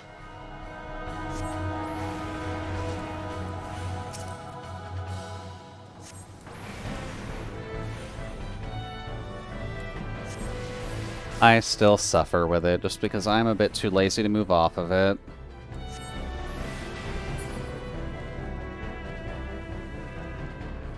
Technically don't even have to use it at work, but I've been too lazy about switching it out. There we go. There's my people. I can do what I want at work. Could you put, like, Opera on your Chrome machine then?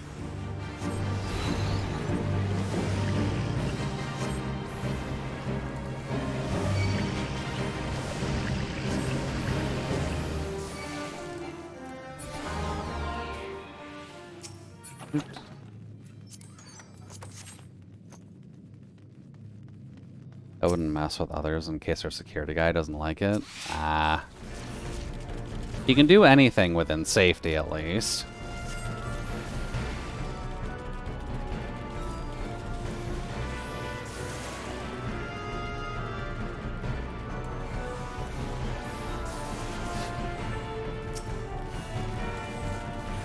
There we go. I do understand the pain, though.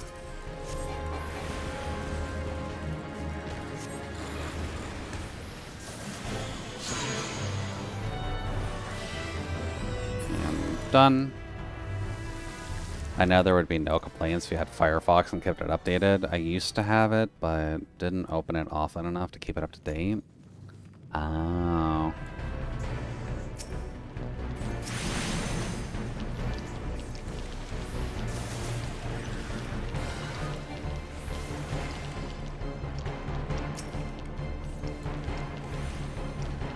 There we go. That was before Chrome even made me hate it. Even before the anger swelled. Also, our tank is dead. Yep. You don't pull that hard if the healer is a sprout, dude. I also definitely mispositioned there. Yay, first death. I'm not sure if the healer can actually save it, though. Actually, probably. I'll just wait.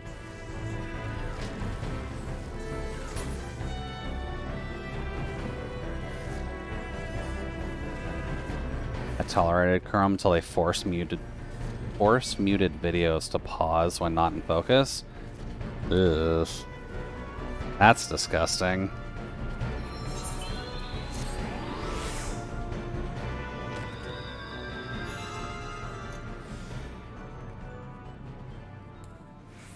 Do-do-do. Almost done with Toto Rock.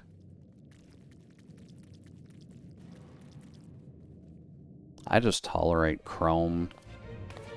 This is why people think Twitch doesn't count as a viewer if you mute. Oh, they just ran in. Not Twitch's fault, it's the browser. Gotta love the shitty browser.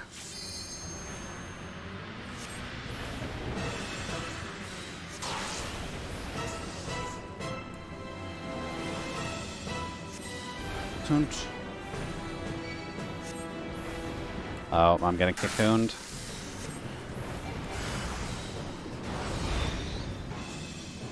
That's a shame.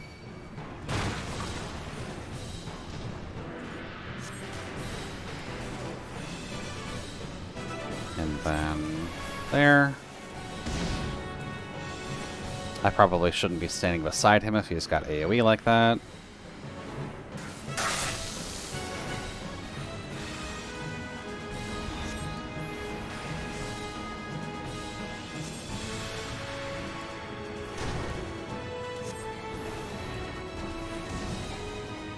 Oh well.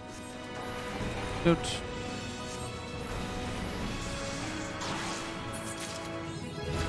That works. Don't scream too loud, my guy. Come on.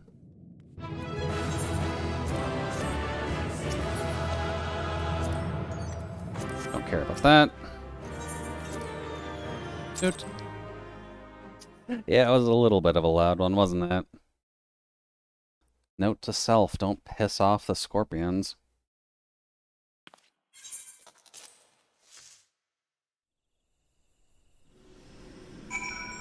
Also, I believe I explained it during the last couple times we've done potato farming stuff.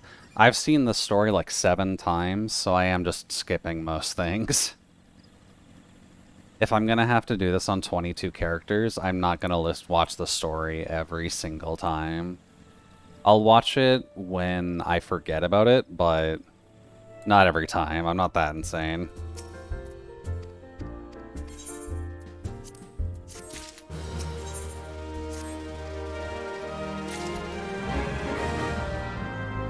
Definitely don't piss off the scorpions, because they'll rock you like a hurricane. Always a good one. little solace. Can I get there quickly from here? Technically. Thank you, Mega.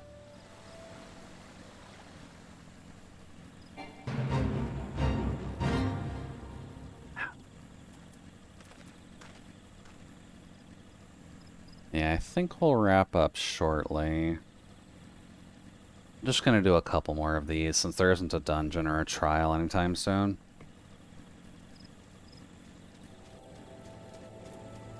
Toot. I often wonder how many people even get jokes like that one. Unfortunately, we are kind of aging out to some music, so it's gonna be a little hard to at least get every single reference to hit with the current generation and the at least initial past one from the current. I believe we're on Alpha and Gen Z are the main two. I don't believe we've hit Beta yet. If they name the next generation Beta, I will laugh, though. Because that'll be fucking hilarious if we just have a generation of Betas. They are never going to live that down.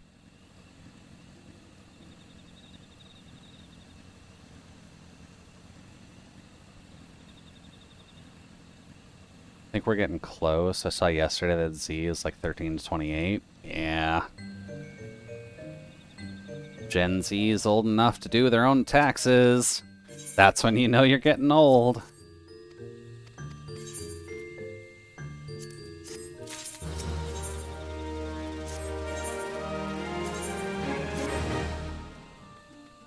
Ooh, that looks rough.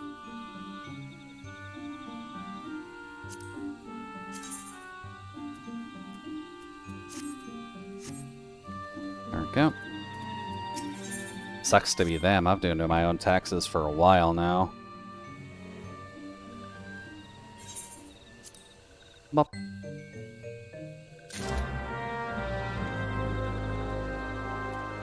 Stand lookout. Oh, over here. Doot.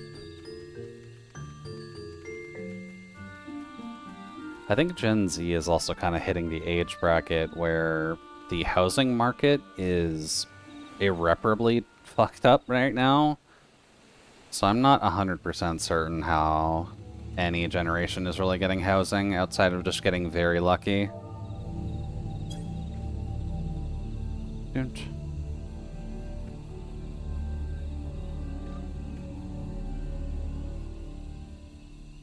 Not to shit on anyone. That's just the situation I'm in. Bop.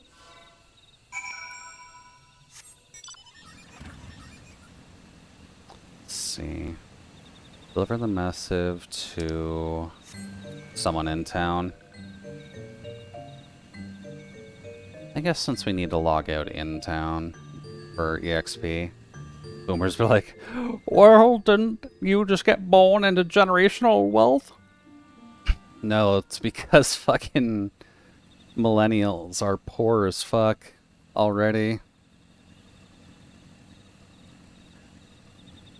And the... God, what is the bracket? Was there Gen X? Because we went Boomer, Millennial, XZ? Alpha, I think? That crystal feels very nostalgic. I don't know why. I guess I spent a lot of time doing fates here. Probably, yeah.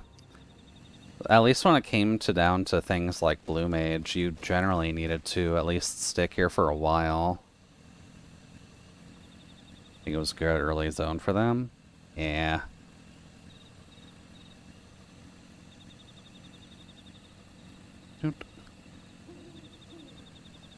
Blue Mage is after your time? Gotcha. So maybe not Blue Mage. Maybe it was just during an event. Because I know events tended to get you to grind fates.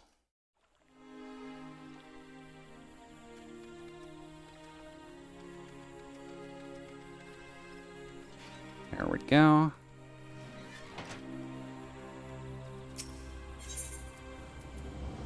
Then this is just in the main plaza. Fate leveling was the way to level an error. Oh, that's way back in the past.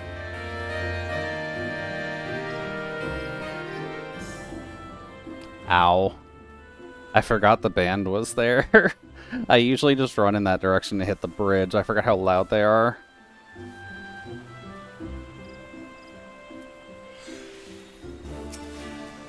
Only thing faster was super organized pre-made dungeons. Yeah. That was back in like the 2.0 days, wasn't it?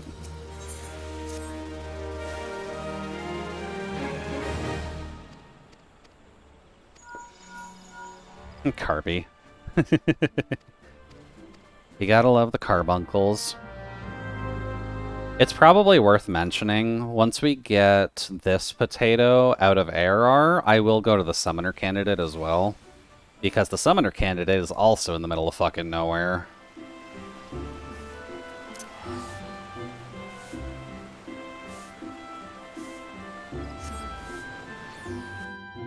Ow.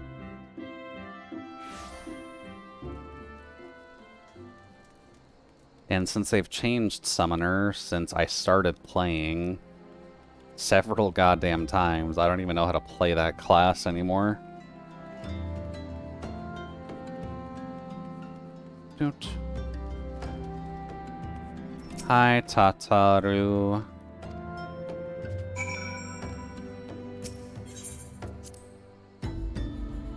Yeah.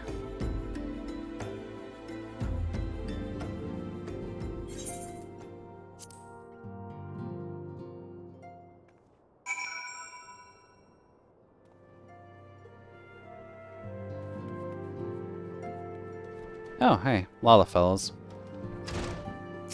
Doot. They really don't use Lalafels enough during the story. I really wish they would. We're here. Use us for anything.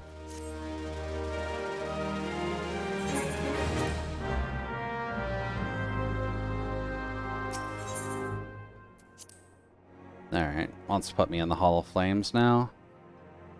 That's probably a good place to wrap it up then. We can just sit in Ul'dah and be ready for that next time. And I can figure out what's wrong with that feisty Chocobo quest, because realistically speaking, it should be doing something. Oh, right. Do-do-do. Enjoy your lurk, by the way, Nano. We'll be shoving off in another direction shortly. Doot. Just gotta get back to Potato Home.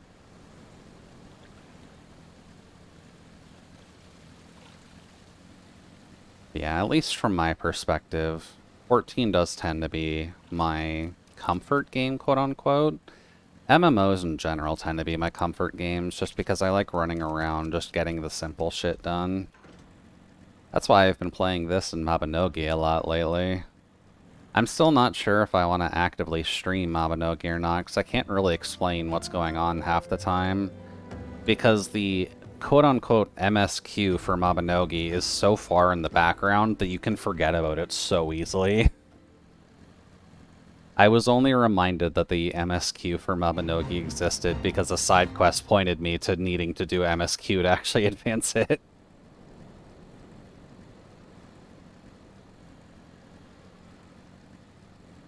But that game is very grindy.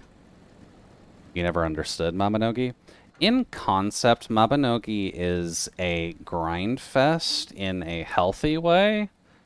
So you can have one character do most things, unless you're an elf or a giant, in which case you're kind of locked out of some weapons and gear. But humans can generally do most things. But it's just grinding yourself up to be as powerful as possible. You get stat bonuses from mastering skills. You get stat bonuses from leveling. And those stat bonuses accumulate. So when you rebirth and reset yourself to level 1, you keep the stat bonuses, but then you can just go back to leveling up again. And then you just build cumulative level. and cumulative stat gains until you can reach the end game. And then you can start dressing yourself up to be a goddess and just enjoying life while spitting on all the commoners. In a good way. That's as best as I can explain Mabinogi. It's just kind of there for you to do thing, get ding, feel happy.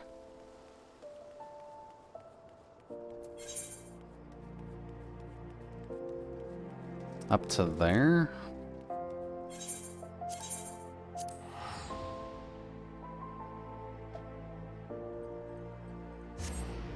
Mabinogi's balance is also weird, if I'm going to be completely honest with you. But I think that's pretty exclusive to just Mabinogi's weird leveling system and stat gain. One of the achievements for, like, the basic levels of growth for Mabinogi is getting a cumulative level of 10,000. So, generally speaking, you're gonna be busy grinding stuff in Mabinogi either way. Maybe one day I'll revisit it. All Nexon games.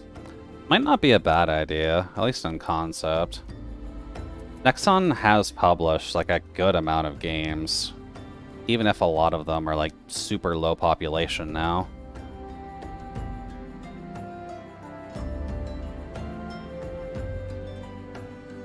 Yeah, maybe I'll pose it as a question in the Discord at least, if people would want to see me actually playing Mabinogi on there. Just because I have been slowly developing my character. Not there just yet, but she's making progress.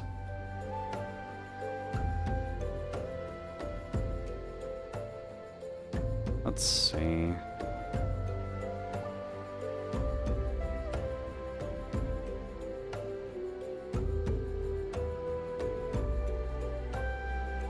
There's surprisingly less people on in the lower brackets compared to normal. Huh.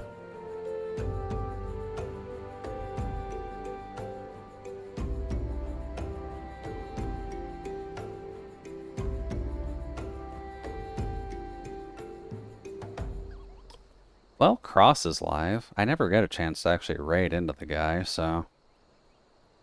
Sure, why not?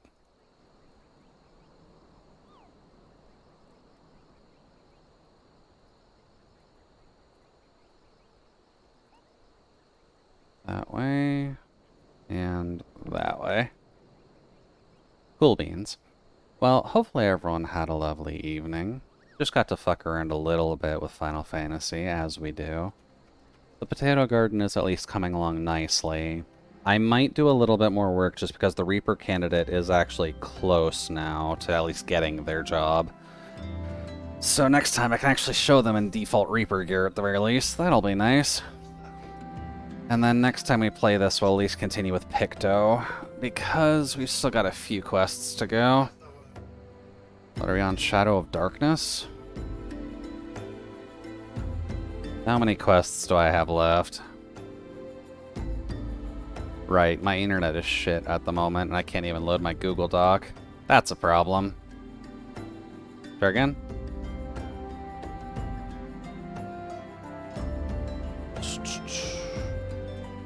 This is the Picto.